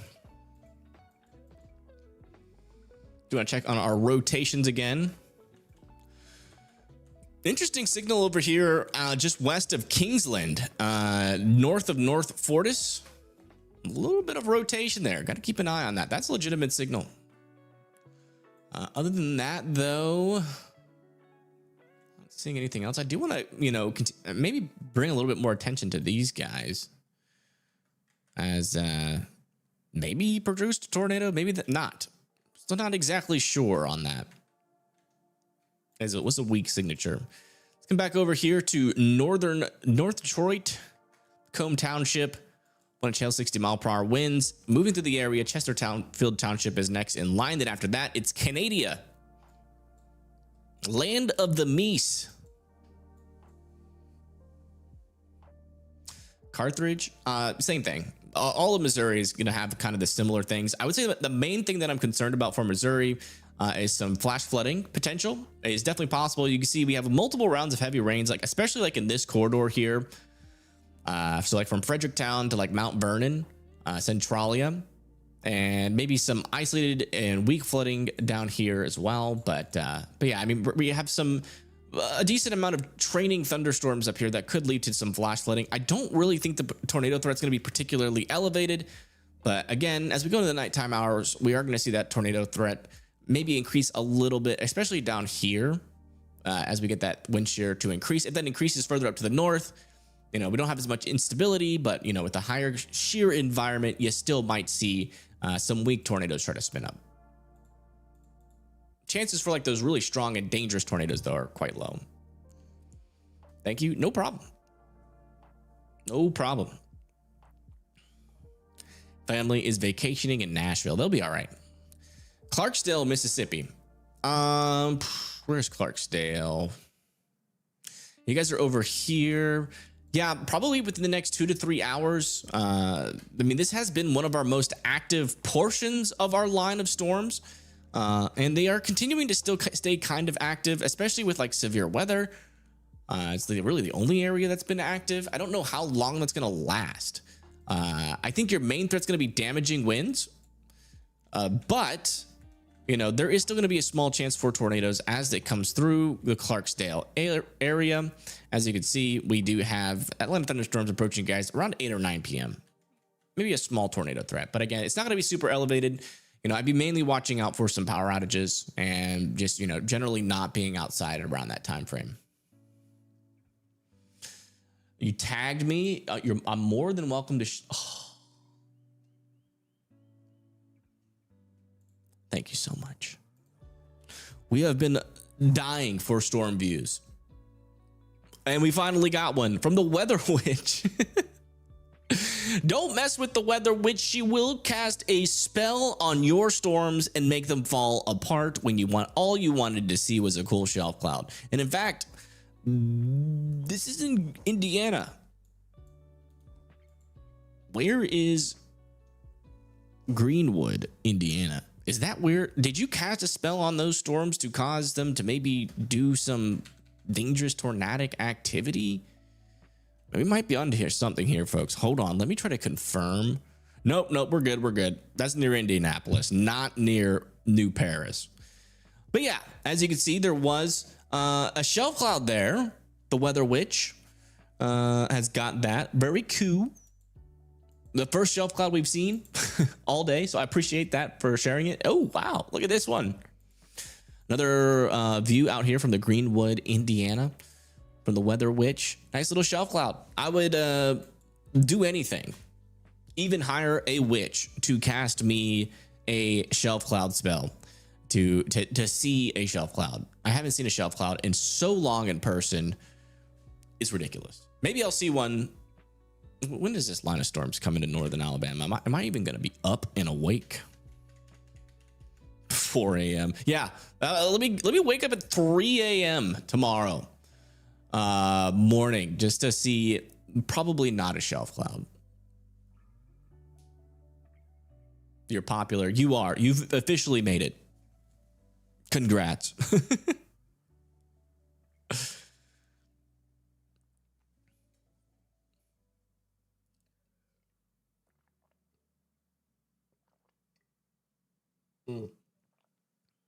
Just be like Max and stay up till 4. I cannot do that anymore. Max is like in his early 20s, I think. I am in my early 30s. I am just past that period where I can do that. Like, I'm even at the point of my life where if I don't go to bed at like 10, I can't really get good sleep. Something happens to my brain. I don't know what it is. So I've just been going to bed at 10, waking up at 6 a.m. Hopefully you enjoyed your vacation. I did. Thank you. I enjoyed it for the first couple of days, but then I inhaled oyster shell. Yeah, it ruined the last bit of my vacation. I didn't get any sleep. I probably got a small infection, which gave me fatigue and the worst sore throat I have ever had. And I've had strep before. Stay up until 3 or 4 a.m. Fair enough. You look much younger than 30. I appreciate that. That's what everybody says. And they all go, that's a good thing. It's a good thing. But the problem is, no women my age believe that I am that I am their age. None of them do. A little interesting thing over here, though. In the side lobe, a little bit of side lobe there. You're 30, you'll be 31. Gotcha. Just wait till you're 45. Not looking forward to it. Hitting 30 was kind of hard. Hitting 40, that's gonna ruffle. That's gonna most likely send me into a midlife crisis. Latest on our severe thunderstorm warning over here near Ryson. We're talking still the potential for some ping pong ball sized hail. That's probably gonna be going into Toledo, Mount Elba here shortly. And then Marion over there near Sterlington here in northern Louisiana. 1 inch hail, 60-mile-per-hour winds there. And then back over here near Lucky. Have this storm over here with some 1 inch hail, 60-mile-per-hour winds on that as well. And then we also have this guy still up in Michigan on the thumb of Michigan near Macomb Township. That is pushing off to the east here still with some 60-mile-per-hour winds possible for New Haven and Baltimore. We'll do a big view here for a little bit so everybody can see our storm. Man, if this was winter, we'd be getting some snow. We've had 2 storms in the past week that, you know, might give winter lovers some hope that this winter could be different. Maybe. I don't know. I hope so. You hear Chaz? Yeah, he's barking. He barked it a little bit. All right, let's come back over to our cameras and keep on searching for that one view. I think Poplar Bluff. We could get lucky near Poplar Bluff. There's a storm back there, but folks, it's just a blob.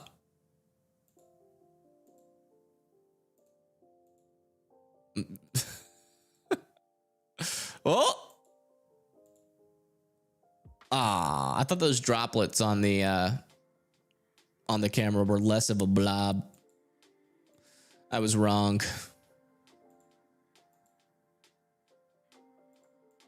As we can see what's happening inside the storm near Whitehall. Yeah, I mean, looks like your typical weak severe thunderstorm. So definitely be indoors. You don't want to be like outdoors during these storms.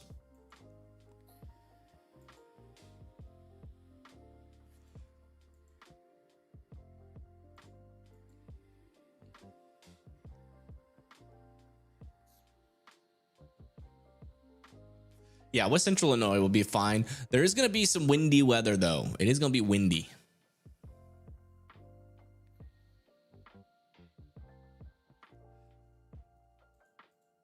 Yeah, that's what it looks like. Like, honestly, really not that interesting. Yeah, St. Louis is getting some heavy rain right now. Looking at the velocities, no threat for tornadoes, but definitely some heavy rain. Maybe even some wind there in the St. Louis area. What happened to this camera?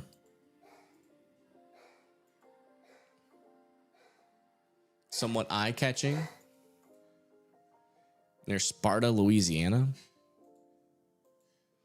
Is that like, what kind of camera? Let me see. Sparta, Louisiana. Oh, I gotcha. Oh, you're talking about the radar. Yeah. Yeah, definitely some stronger winds in Sparta. Could that be the beginning of something? Maybe the wind shear really isn't that strong down here yet. Let me just double check that though on the latest meso analysis. That is actually kind of picking up down there. Let me come to here. So we are starting to see some 20 knot wind shear start to pick up in the Louisiana area. So that nighttime increase that we are expecting to eventually move in is slowly getting started out here into central Louisiana. But it's still relatively weak. But now the wind shear is slowly picking up, might see something try to happen out here. Keep an eye on it.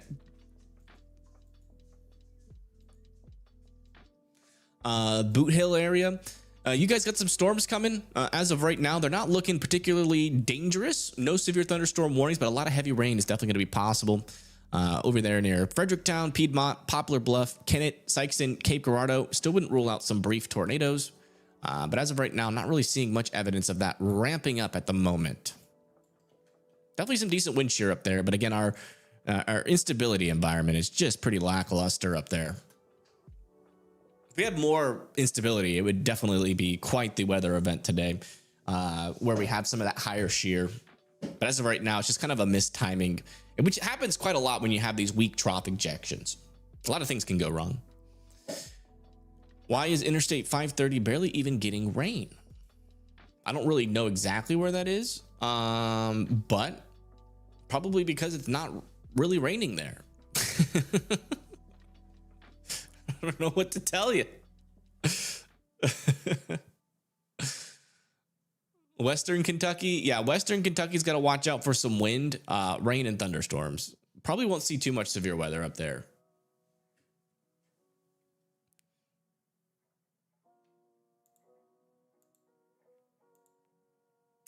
Lone Oak, Arkansas. Make sure to go over missed milestones, and Justin is alive.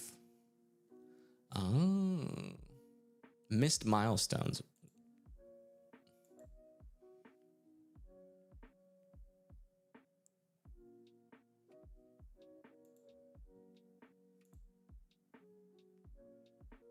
I don't remember which ones I missed. Looking to be a huge line. It's definitely going to be a line. So we do have a storm chaser live in Arkansas, I believe. Let me try to pull that up.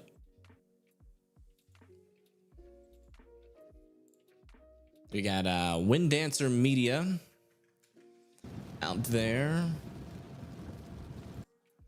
Let me get that set up over here. We'll put that on this camera.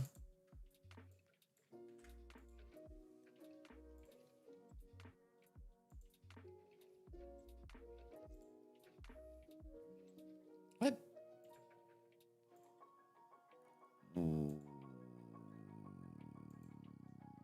What am I doing wrong? Oh, I see. Okay.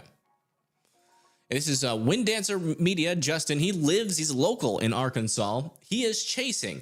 I don't know where he is, though. So, Blondie, if you could give me an update on where he is located.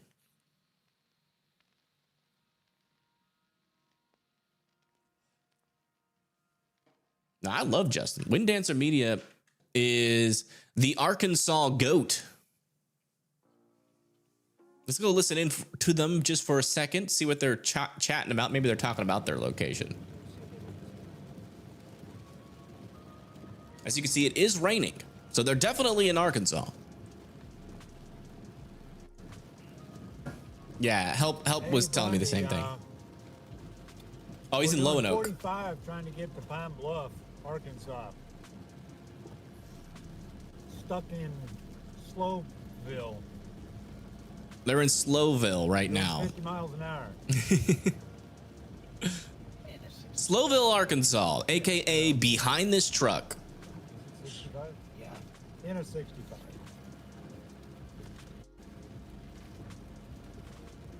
You're welcome. So we'll be keeping an eye on him. He's trying to make it to Pine Bluff, which would, if he can make it there in time, there is a decent storm that's coming south of Pine Bluff that we'll need to keep an eye on. And we also have a little mesoscale convective system trying to develop here. A little line of storms there as well. This storm down here near Rice, and this is the one in Arkansas where we have that tornado possible tag, but I haven't really seen much rotation on it. You can see we got a little bit of contamination down here. It's out in the clear section. Mesocyclone would be here, and it's pretty outflow dominant signature there on our radar. So not overly concerned, at least in the short term, of a tornado with this storm, but we're still keeping an eye on it.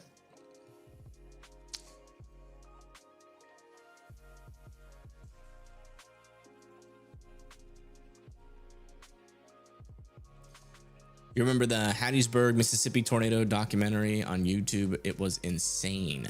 I haven't seen that one. I should check that one out. Which channel did that? I love tornado documentaries. How sweet Chazzy? He's good. He flew on a plane today. So you got to see the world from really high up.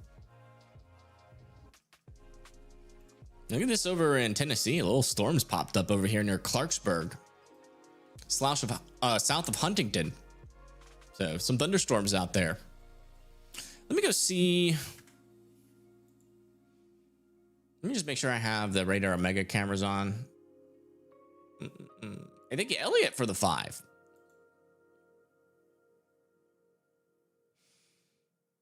I mean, there is traffic because of this rain. Yeah, but I mean, like, guys, it's rain. You don't need to slow down to 25 miles per hour. You can go 40. You can even go 50. If you got bad tires, though, yeah, you probably want to go like 30. Don't want to see y'all hydroplaning. Let's see here. Where are the cameras? Oh. Is that it? No. How do I turn on the cameras? Oh, there it is.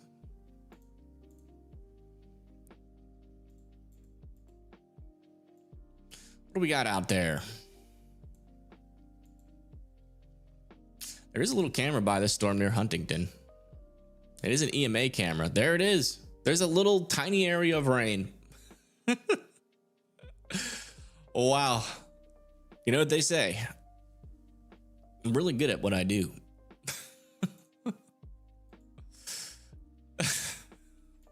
There's just been nothing to look at. I'm sorry. I'm so sorry. I'm trying my best.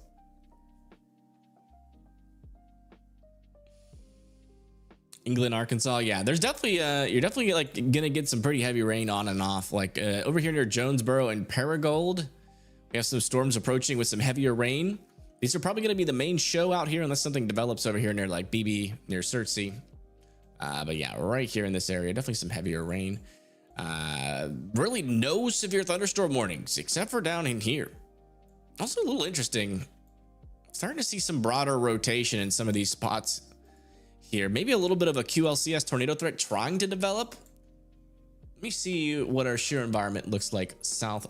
I mean, yeah, still pretty weak lower level shear. Decent amount of vorticity though.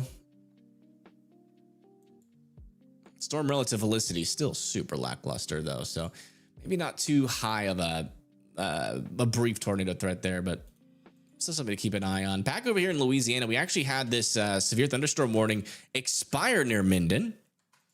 But back over near Bastrop, still have this severe thunderstorm warning with 60-mile-per-hour winds, and we just got a new one. Back over here near Cleveland County in Arkansas. That's south of Pine Bluff, heading towards Banks and Warren. That's going to be for 60-mile-per-hour winds. Schmackover. Is that real? Oh, wow. That is a real city, folks. Yes, Smackover is in rain, but your tornado threat is now 0. So relax, put your hands behind your head and rejoice. You are good. Cabot, Arkansas is getting tons of rain right now. Lots of thunder and lightning. Yeah, that's another thing. There will be a decent amount of thunder and lightning with these guys for sure. Tropics update. Not really much to say right now. Just models being a little wish-washy. There, you know, could be something in the Caribbean eventually. We do have a little area of interest out there that, you know, everybody and their grandma has been monitoring for like the past week, and it could definitely develop eventually. You know, it probably won't be a United States threat, though, given the sheer environment out there. It'll probably stay away from the United States, but it could get close to like Puerto Rico or the Dominican Republic.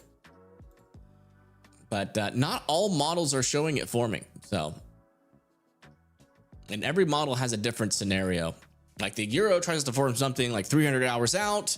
GFS tries to form something in the short term. There's a lot of inconsistency. Storm hasn't even formed yet, so I'm really not even going to talk about it like in much detail or really say much about it because I just can't really give you guys any information. One thing that does seem pretty certain, though, is that the shear pattern should stay pretty consistent over the United States, and it has a much higher likelihood of just going out to sea than coming into the United States, at least for now.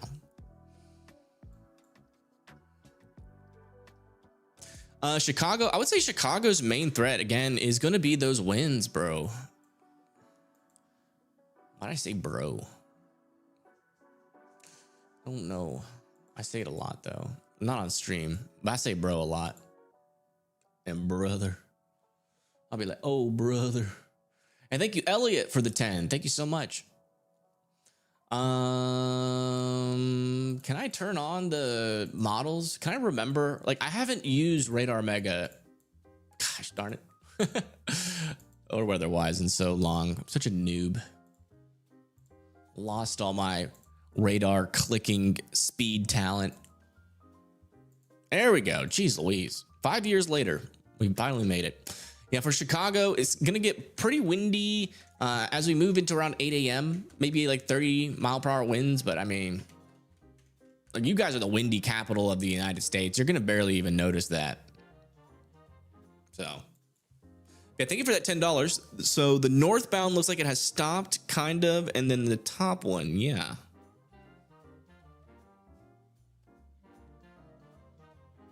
You're talking about the camera feeds? Yeah, the top one is Wind Dancer Media. Hey, he's lost service, but it'll come back. Let's try to find another camera on our Arkansas camera, though.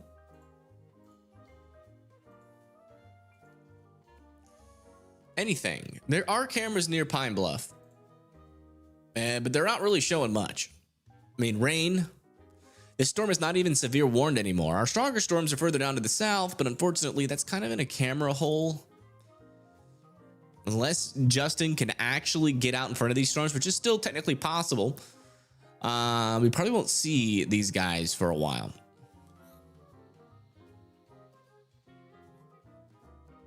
Oh yeah, that's true. When it's cold, those gusts mean a lot more, don't they?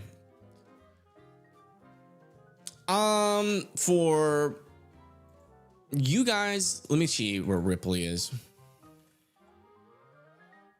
Ripley, Tennessee. Yeah, there's going to be a little bit of a tornado chance out there. It's not going to be like super elevated, but you guys are like right on that line of the 5 and 2%. But, you know, honestly, most of this threat is going to act like a 2%. Still not really understanding of why they kept the 5%. But yeah, I mean, I keep an eye out for tornadoes. It's technically still possible. Theoretically speaking, we could see little brief spin up tornadoes. I just don't think it's going to be a very prolific type tornado event. I think it's going to be on and off. We had a tornado earlier, so we have had a confirmed tornado today, if you guys didn't know, just to the west of Little Rock. But ever since then, we haven't seen much activity, and we could see it ramp back up. But we could also see it just never show back up again. This is kind of one of those days where it's messy, storm's going to struggle, and it's going to be on and off type day. So don't really know. But, you know, technically, theoretically speaking, there was going to be a decent amount of shear up here. Not a whole lot of instability, but you could still, in that type of an environment, eke out a brief tornado. But I wouldn't be scared. I would just be aware. New severe thunderstorm warning. Out here, 1 inch hail, 60-mile-per-hour winds heading towards Star City here in Arkansas. So if you guys live in Star City, make sure you are indoors and away from windows. St. Louis is just going to get a lot of rain. A lot of rain and then some wind later on the backside. Any flood alerts yet? I don't think so. Yeah, we don't. Let me just make sure flash flood warnings are turned on. Sometimes I turn them off. So let me just make sure they're on.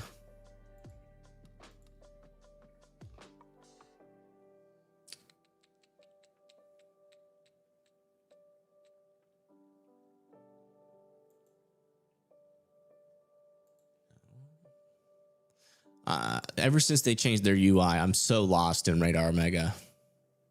Where's the alerts? Weather alerts. Okay, they're not in that one anymore. Are they? I'm so lost. Weather alerts. Weather alerts. Alerts. Where are they? Ah! They did like an update on Radar Mega and they moved some things and it's really messing with my brain. Oh, it has its own tab, giant on the left side. Gotcha. Hydro flood warnings, they're off. Okay, turn them on. Yes, no flood warnings still for anybody yet.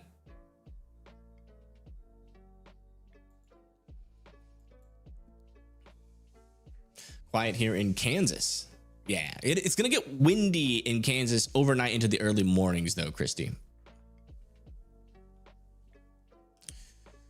Poplar Bluff, Missouri. Probably just rainy. Where's Poplar Bluff? Yeah, you got rainy. Some thunderstorms are definitely going to be possible for you, Aaron. But your severe threat is pretty low. Technically not impossible. Tornado threat is pretty darn low. Again, technically not impossible, but I wouldn't be overly worried. I would just have something on the backside, or to make sure your EMS alerts are on your phone just in case something surprising happens. But at least right now on radar, it's not looking really like much other than just heavy rain for a little bit and then it stops. So maybe a little bit of a flood threat could happen, and also maybe severe storms. What's going on with this camera? Is this camera gone? Looks like Wind Dancer Media is back. Justin is back. Do we got a new update on Justin's location?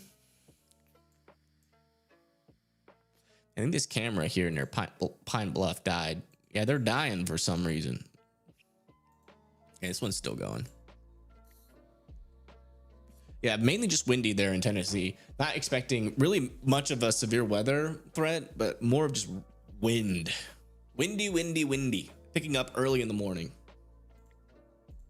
What is going on with these cameras, man?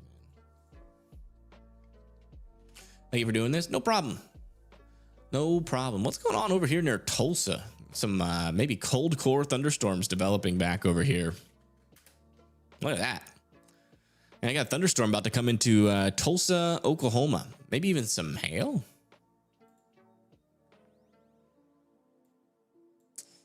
Let me check the VIL. Yeah, might get a severe thunderstorm warning on this. Could be some severe hail into that.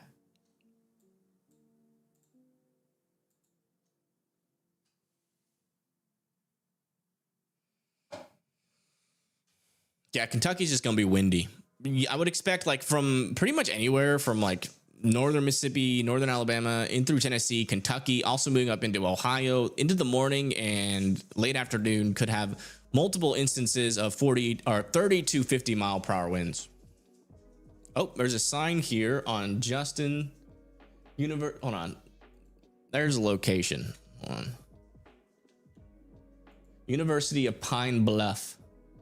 Okay, so he's made it to Pine Bluff, it seems.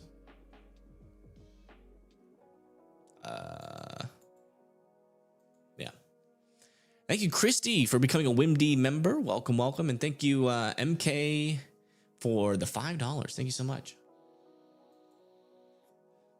I don't understand what your message is trying to say, but I do appreciate the donation. New severe thunderstorm warning in Louisiana. Let's go check that out. What did I do? There we go. That's going to be for this one. 60 mile per hour winds. So they did rewarn this cluster of thunderstorms here, and that's going to be for Vienna, Dobach, and Bernice. There for 60 mile per hour winds. That is the latest on our severe thunderstorm warnings.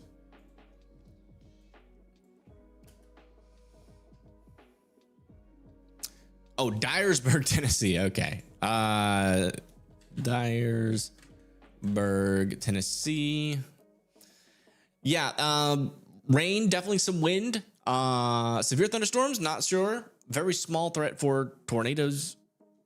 It's kind of what we're talking about here. Nothing like, we're not talking about anything super concerning. Just, again, that wind shear is going to pick up. We could get some shenanigans, but it really does seem like the highest likelihood is going to be for rain and thunderstorms, like nothing too crazy.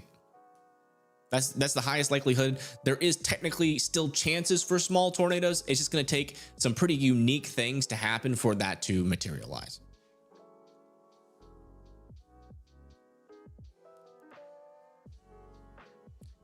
Yeah, Stormy.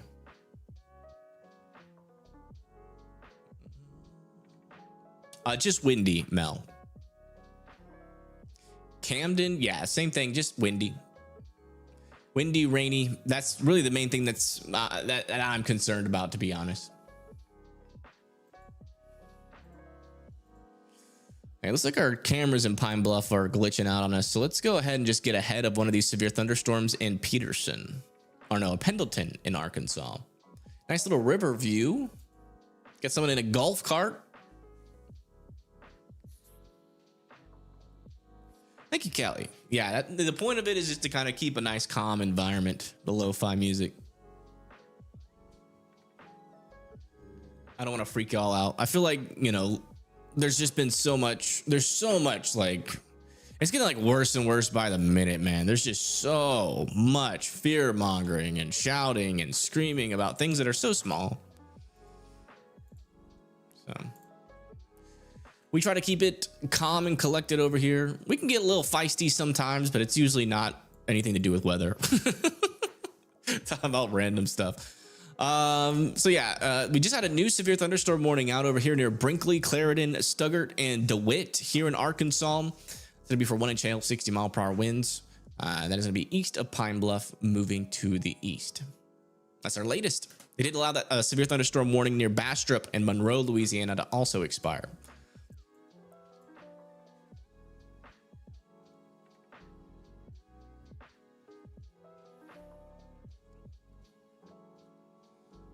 Have a fun little time. They are for now, until the storms get there. Check back in on Justin. I mean, if he's in Pine Bluff, if he takes the right road, he could get out in front of these storms. So we might see them.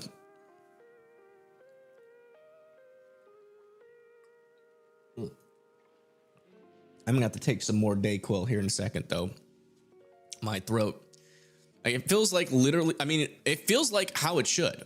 Like I literally ate glass shards, because that's essentially what oyster shell is.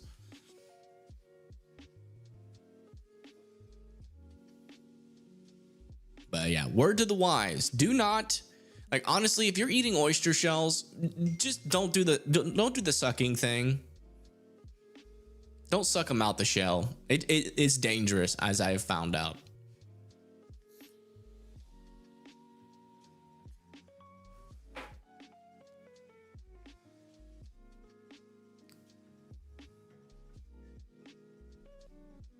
Just get a fork and eat it that way. Because again, if there is any little dust, or shell particles on the bottom side of that shell, when you suck it in, it'll go straight into your throat. And that hurts. Like when it first hit me, I couldn't breathe for like a straight up 30 seconds. And then for like about 5 minutes after that, I couldn't cough. It was like a very weird feeling. And then after that, I felt okay. But then when I woke up the next morning, my throat was just on fire. And it's been that way for 3 days straight.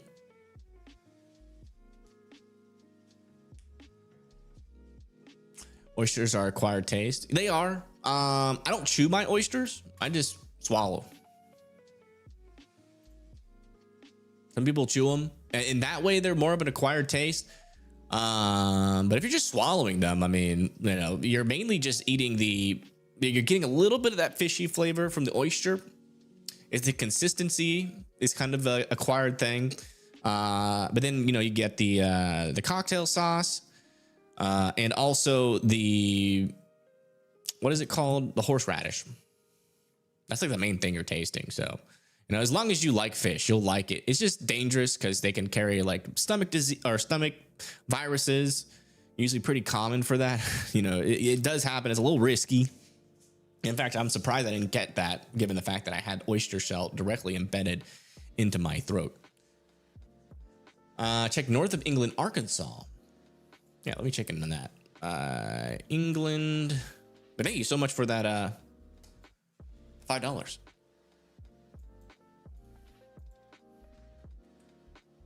Oh, wow. You're onto something there. Something is trying to happen. Got a little bit of what we call a bookend vortex here to the west of Blakemore. A little bit of a bookend vortex, and there is a tiny, it's not a strong velocity signature. In fact, what it really is just a strong wind gust here. But sometimes in these bookend vortex, when you get those stronger wind gusts on the southern side, you can eventually see a velocity signature pop up. We don't really see something too crazy right now. There's a little bit of something there, but it's mainly just a gust of wind on the southern side. If we see more greens pop up here to the north of this little area of red and kind of orange, then we're going to get a little bit more concerned. This is located here near Blakemore. And yeah, definitely something to keep an eye on. Maybe a little bit of storm shenanigans. Again, it's been like an hour since we've seen anything tornadic, but again, that's just how the storm is going to be. It's going to every now and then try to do something tornadic. That's going to be the kind of day it's going to be. I don't think we're going to really have any period where it's like super rapid fire unless we start to see a QLCS threat start to pick up. Could be a microburst.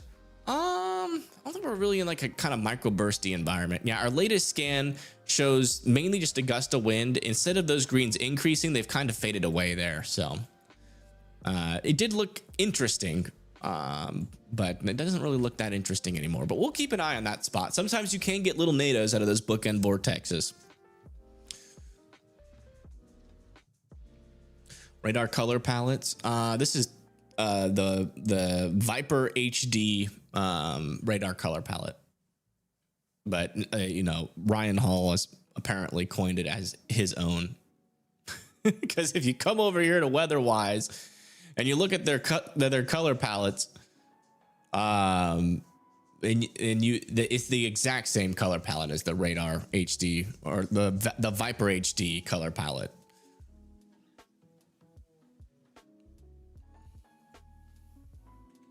Coy, Arkansas. Yeah, we were just looking at that. Little broad area of circulation there. Nothing super interesting. It did look a little interesting for a moment, though, I will say. Right there. Had a little bit of a gust of wind. You can see that rotation tried to get started, but then it just fizzled immediately. A lot of these thunderstorms are pretty shallow. And we do have a, somewhat of a wind shear environment out here for these storms, but when they're really shallow, you typically need to see a little bit more of those taller thunderstorm or, the cumulonimbus to really tap into the full shear environment and to really get that storm to start to spin. Can't do seafood anymore. It makes me sick. Oh my gosh. I had the best piece of sushi in my life. And I am not afraid to admit, I spent $80 on just 10 pieces of sushi. And I will remember that meal for the rest of my life. It was amazing. It was crazy. I'll tell you what it was.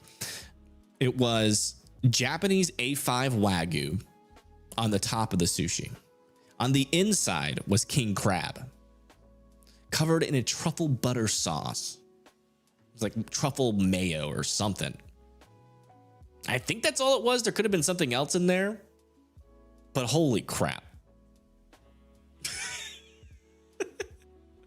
It was the best thing I have ever eaten in my life. I was eating it and just smiling from ear to ear the entire time.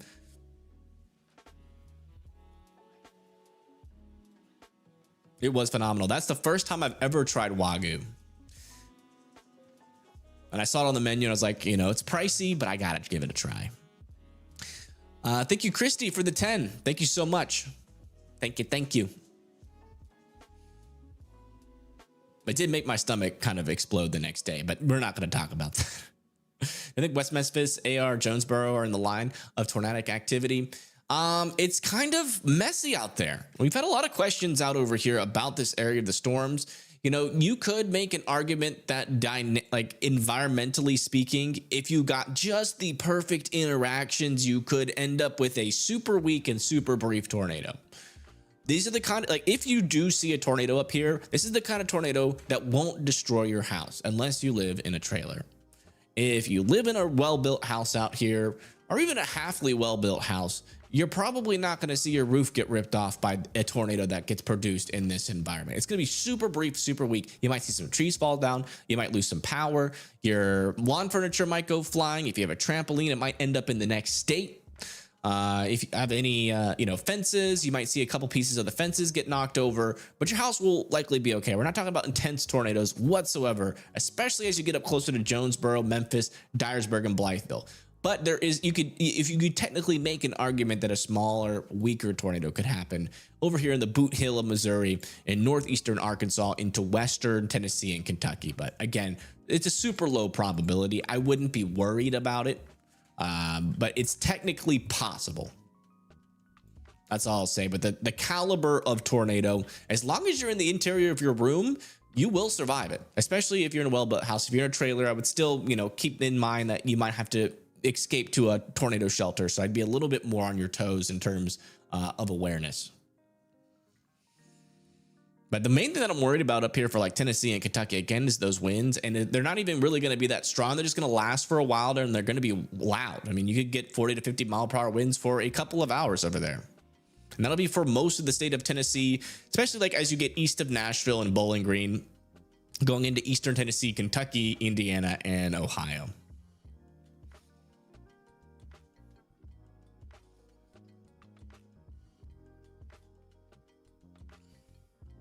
Thank you, Rita, for subscribing. Thank you so much.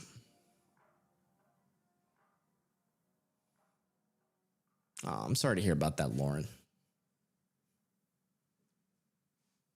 Yeah, around midnight. So Mississippi's kind of an interesting story. Let me see if the models are still cluing in onto that. Like southern Mississippi near Jacksonville. So we did just get a new model run. Let me see. 21Z. Check out the significant tornado parameter. Yeah, I mean, it still shows up. Yeah, potentially as we get into around like midnight, we could see like a midnight kind of QLCS type tornado event where we could get a couple tornadoes down there near like Vicksburg, Jacksonville, eastern Tennessee as well, north of Philadelphia. And that could make it all the way into like southeastern Alabama potentially. So, there is definitely an argument to be made that folks should have alerts going into the later portions of tonight. But again, one of the things that is not quite certain on this event is whether or not these storms are going to be really outflow dominated. If they're really outflow dominated, it's going to be hard for them to produce. But every single time you get one of those cold pools kind of surge out in front of the storm and past that outflow boundary into some of the instability, you could see a brief spin up tornado. Some of them maybe even be on the stronger side, like an EF1 or close to an EF2 could be the ceiling for this event. Because again, our wind shear as we go into the overnight portions of tonight is definitely going to be picking up. Here's our lower level winds. We're going to have 30 to 40 knots of lower level shear, maybe even getting up to 60 knots in some areas. So again, we're not going to be talking about, those long track devastating tornadoes, but we could get a couple of brief tornadoes, really starting at around 12 a.m., really from parts of Louisiana going into south central and central Mississippi. Those are kind of my thoughts on that. It's still showing up on the model, so that still remains a possibility.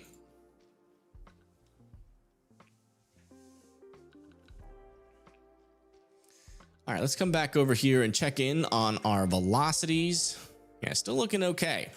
Really seeing anything overly concerning. We did just have technically a storm try to do something here north of Pine Bluff.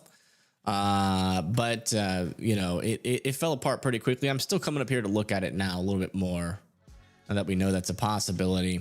Also, maybe a little something here. Kind of looks contaminated, given that it's far away from the radar. But again, pretty low end tornado environment right now, but it could pick back up. We'll see.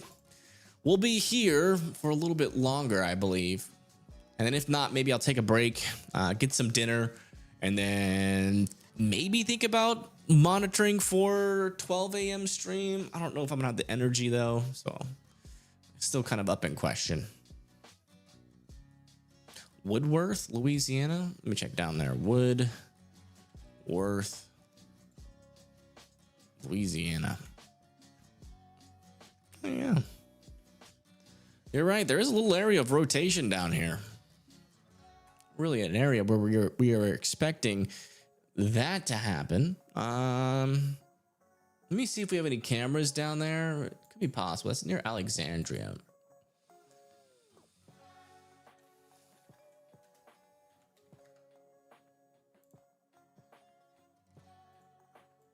Yeah, if you live over there near Woodworth and Alexandria, it's not super strong area of rotation, but it is enough to kind of, it should pique your interest a little bit.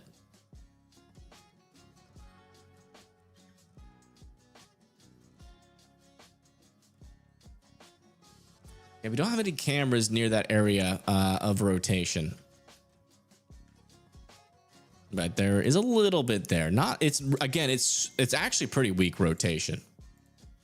Let me come over to our velocities. See how this has progressed. Yeah, it's pretty darn weak, but it is somewhat tight circulation. So let me check out our correlation coefficient just to make sure this is going to be like one of those instances where a weak area of circulation produces like a very brief or weak tornado. I'm not seeing any evidence of that, but yeah, if you live in Alexandria, Louisiana, I'd keep an eye on this storm. There is a little bit of rotation there. It's not super strong. Again, it's on the weaker end of the spectrum, but I mean, give it some time. It might try to spin up into something. One thing that I can say for certain is that our wind shear down there is pretty low. So we really shouldn't see that escalate, but every now and then you can get like a little storm interaction, and that can help push that storm just over the edge, and you might get a weak tornado. We'll come down there and check on that area a little bit more now. Thank you, Spooky Chloe. I appreciate that. Tornado season is over. The main tornado season is, but you know, as we go into winter, fall and winter, we typically see a secondary tornado season, and it stays down in this area of the country as we have a lot more drier air further down to the south. I mean, further up to the north.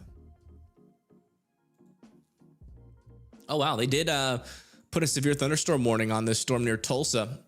1.25 inch hail, that's half dollar sized hail, and 60-mile-per-hour winds now heading towards the Tulsa, Oklahoma area. So if you guys live in this area, watch out. Some hail is possible. Wouldn't even rule out like a brief little land spout type thing happening over there.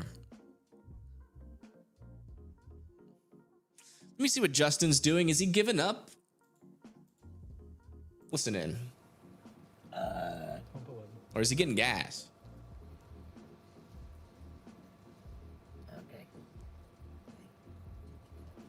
That'll be early morning, Maggie, for Knoxville, Tennessee.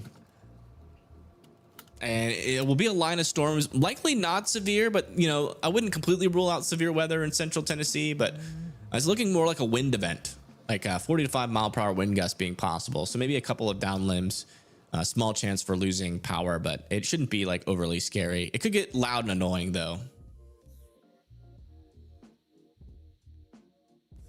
Yeah, so did the Mayfield tornado before a snowstorm.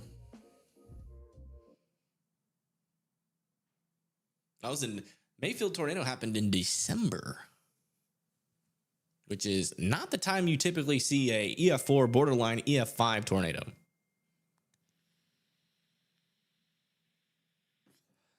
I mean, he's not talking. He turned off his audio. I don't know what his plan is. Does anybody know what Justin's plan is?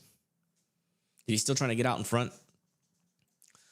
Level threat in Monroe. Yeah, as of right now, there's still, some storms out in the area. We do have a storm to your south near Alexandria that was exhibiting a little bit of rotation. Looks like that's kind of been struggling and is starting to fall apart there. So we're still kind of on that same kind of category of tornado threat really across the board, which is we are now seeing storms try and fail quite quickly when it comes to the tornado threat, which is an encouraging sign. So hopefully it stays like that for the rest of the night. But again, we have had a confirmed tornado already today. We're just keeping an eye on that potential popping back up. If nothing happens in like the next 30 minutes, I'll probably go off, give my voice a break, and eat some food. Probably get some soup. Some pho. There's this one place called Viet House nearby, and they got some nice pho. And that's pretty much all my throat can handle is some soup. Some soup and some noodles. I'm gonna get me some pho. I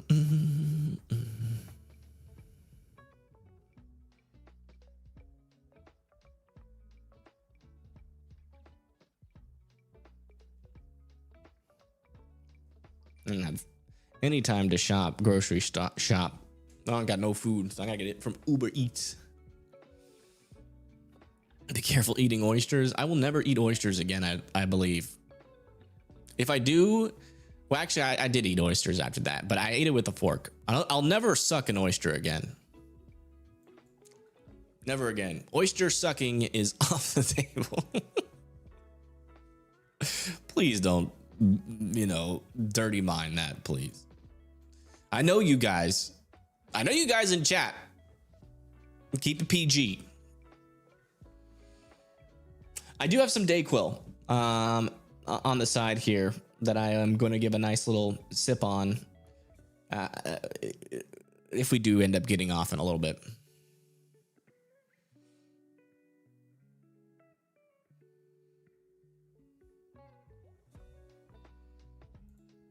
All right. Let me see if we got any updates. It's like some tree damage from the area of the tornado. All right, so we got an update from that tornado that happened in Arkansas. This was near Lucky Pine, Arkansas, near Antioch. I just posted it in chat.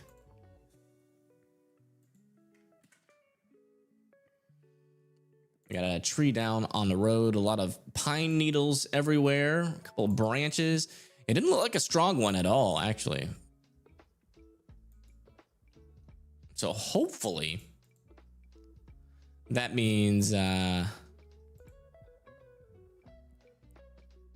it didn't hurt anybody. What do you think is going to happen in the metropolis of... Oh, in Metropolis, in Illinois? Let me see where that is. Metropolis. Rain, wind, definitely windy. Probably going to be windy tonight.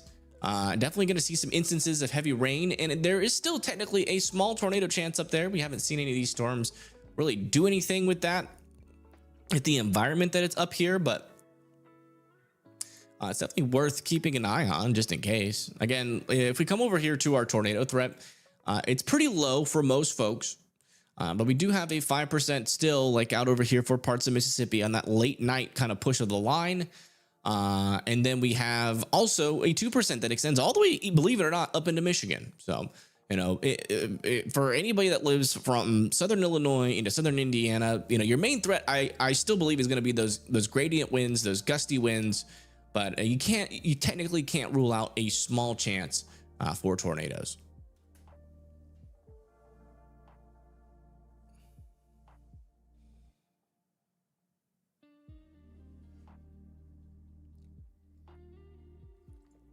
Yeah, Erie, Pennsylvania should be tomorrow. Let's go look at tomorrow's severe weather threat really quick. So, we're going to get those gradient winds come through tonight into parts of Tennessee, Kentucky, going up into northern Georgia as well, into Ohio, and then eventually we're going to see a little tiny squall line start to form by around 1 p.m. out over here into eastern Ohio, parts of West Virginia as well. That's going to bring the potential for some damaging winds. Tornado threat shouldn't be super elevated, but I wouldn't rule out, a small chance for tornadoes. If we come over here to the significant tornado parameter, though, you can see that it really doesn't do anything until last minute before these storms leave. Talking about over here near Philadelphia, over here near New Jersey, maybe even New York City, also southern New York, going close to Connecticut. Could see a little bit of a spin up tornado chance out there. It's not going to be super elevated, but would it completely surprise me if we got a 2% tornado threat, or maybe even a conditional 5% tornado threat? No, it wouldn't. So I would keep your eye out. That's my main area of concern for tomorrow, to be honest, is just that little last minute threat over there. Thank you, Ron, for the 2. Thank you so much. Lotse, Oklahoma. Is that this storm? Be one of these storms. Velocity is interesting. Yeah, I'm not really seeing anything that's sticking out to me out here. This back over here is just side lobe near Kearney. Let me see where you're looking. Lotse, Oklahoma. Oh, that's back over here. Yeah, there's really so these winds, our radars over here. These winds are moving away. These are moving towards. So that is an anticyclonic area of rotation. Nothing to be concerned about.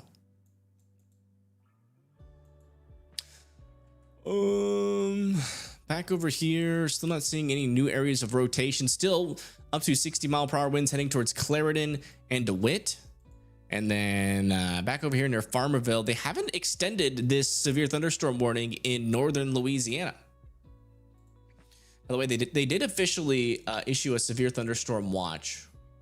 Let me see if I can get that graphic up for northern Mississippi and Memphis.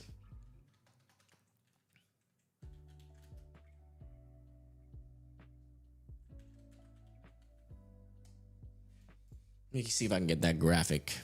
Yeah, here we are. So this is what they're saying.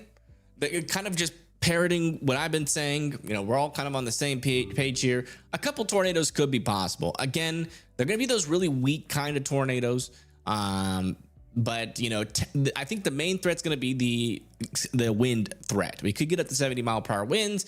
That could cause some power outages, and we could see some isolated quarter-sized hail with this as well. And that's going to be for areas like Jackson, Bolivar, Atoka, Memphis, Holly Springs, Oxford, Helena, Forest City, and Wynn. They're in parts of Arkansas going into Tennessee and Mississippi. So you guys are under a severe thunderstorm watch. It just means you need to be watching out.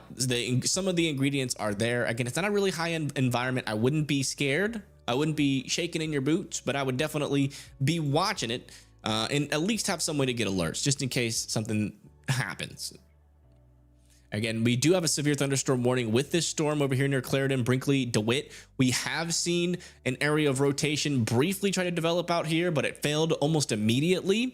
So again, it's not a super elevated tornado chance. We haven't seen a tornado out of this area for like the past 2 hours, but as this storm moves into your area, could definitely see some damaging winds develop and maybe even some quarter-sized hail. Tornado probs. 20% for the watch, which is pretty low. Chicago's is gonna get windy tomorrow, probably like 30 to 40-mile-per-hour winds. Cape Girardeau, we did just get a new severe thunderstorm warning issued over here. It's north of you guys, but 60-mile-per-hour winds are possible near Perryville, Old Appleton. We also have some stronger wind gusts here near Fredericton and Marquand. So maybe you have to watch an area to the north of this to see if there could be maybe a little spin up tornado threat there. If you live in Sedgwickville, Oak Ridge, Old Appleton, and Perryville, your main threat with this is going to be those damaging winds. But again, a low chance, not impossible, for tornadoes does technically exist for this storm. Even though I'm not super convinced it's going to happen, you got to keep your eye on it. I mean, when you have these higher shear environments and they're struggling with instability, yeah, it's always possible that you just see absolutely nothing. But it's also possible you get a storm interaction that's just a little bit favorable, makes the storm a little bit more tornadic, and all of a sudden you're dealing with a brief and weak, but still a tornado.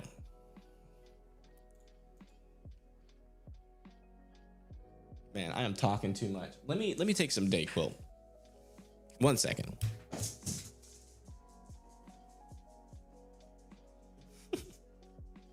Oh no. It's solidified in the bottle. Is that just like a crystal in there? Why is it not moving? It is not budging. Uh-oh. That's technically not a good thing. Because the only other thing I have is NyQuil. Hold on. Let me check my medicine cabinet.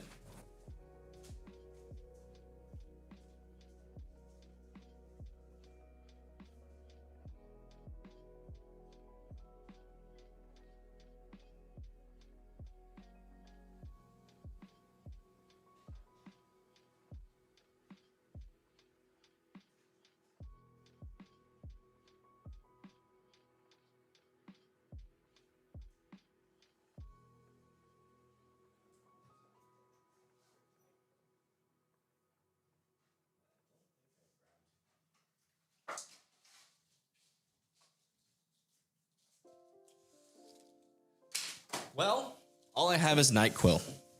And I'm not sure that's a really smart idea. I'm already tired and fatigued. And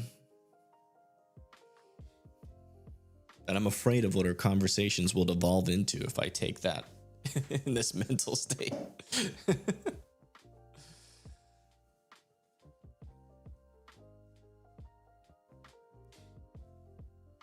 Nah, that's not going to help with this. What's in my pocket? What is this? Is it something in the pocket of my... Oh, extra buttons.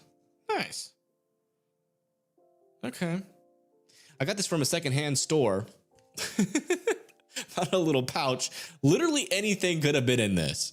So I was a little bit concerned. But it's just buttons.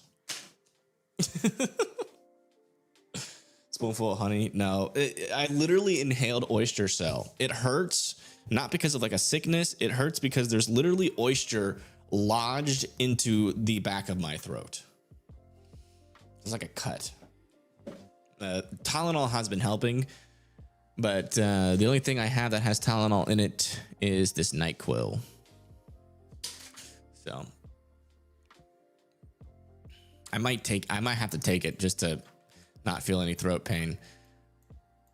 But yeah, I think I'm gonna get off here, folks. My throat's really starting to hurt again. Let me take this NyQuil. If something pops back up, hopefully I won't be into like some crazy delirious state and you know, we don't devolve into talking about how Mothman exists in West Virginia again. And we can stay. If I feel like my throat's feeling well, and you know, there's actually something to like talk about that's not like a weak thunderstorm. I mean, these thunderstorms are not really that strong. You know, if we start getting like, you know, 80-mile-per-hour wind thunderstorms or like more tornado warnings, then I might come back on, or I'll definitely will come back on for more tornado warnings. But yeah, I mean, I haven't been getting really good sleep because of my throat. Like I got like 6 hours of sleep last night. I've been tired all day. And once I take this NyQuil, I'm not sure if I'm gonna be able to stay up, but I gotta take care of this sore throat because it hurts like crazy. It's like a 6 to 7 on the pain scale still. But yeah, thank you guys for tuning in. I don't know when I'll see y'all next. Will another storm happen, or will we go back into hiding under our rock like Patrick the Star on SpongeBob? I don't know. But I do appreciate y'all tuning in. It was awesome catching up with you guys, as always. And yeah, hopefully you guys don't have to see me again today. And hopefully I don't pass out as soon as I take this NyQuil. But I do appreciate y'all being patient with me. Sorry I couldn't do any forecasts on this storm. I probably would have been doubting it the entire time, saying maybe 1 or 2 tornadoes. At least in the last 3 days, it was like super messy on the models. So it probably wouldn't have been too informational anyways. But you know, we made it for the live stream, which is all that matters. But yeah, you guys have a good rest of your day. Enjoy it. If you're out in front of these storms, don't freak out. Again, yes, there's storms coming your way. Is there a tornado threat? Technically, yes. Is your whole entire neighborhood going to get leveled by a tornado today? Probably 100% no. Actually, I will say 100% no. We're just not talking about those tornadoes. We're talking about those brief little ones that blow a bunch of leaves, maybe knock down some limbs, some small trees, might take off a couple shingles off your roof.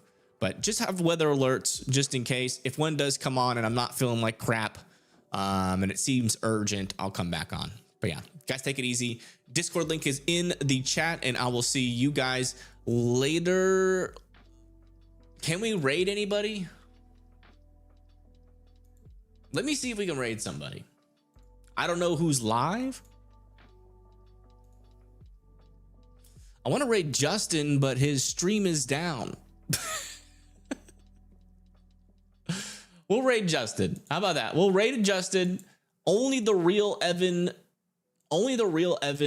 fans will be there when Justin's stream comes back up. But just give Justin some love. If he never comes back up. Why isn't it showing up? Media. That's not showing up. Hold on.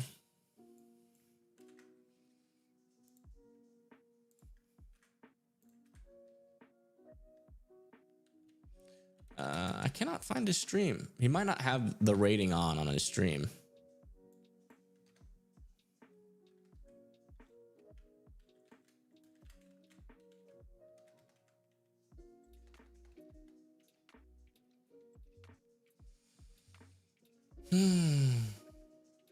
Okay, never mind. Maybe John McKinney? Is he still alive? Anyways, I can't find Wind Dancer Media on the thing. Maybe they're just not big enough channel. Maybe you gotta be like a certain size, which is effed up. But I can't find it in the search thing, so I gotta figure out that problem. But yeah, so no raid today. I'll be back on later. Again, thank you guys so much for tuning in. See y'all. It'll hopefully never again today. Peace.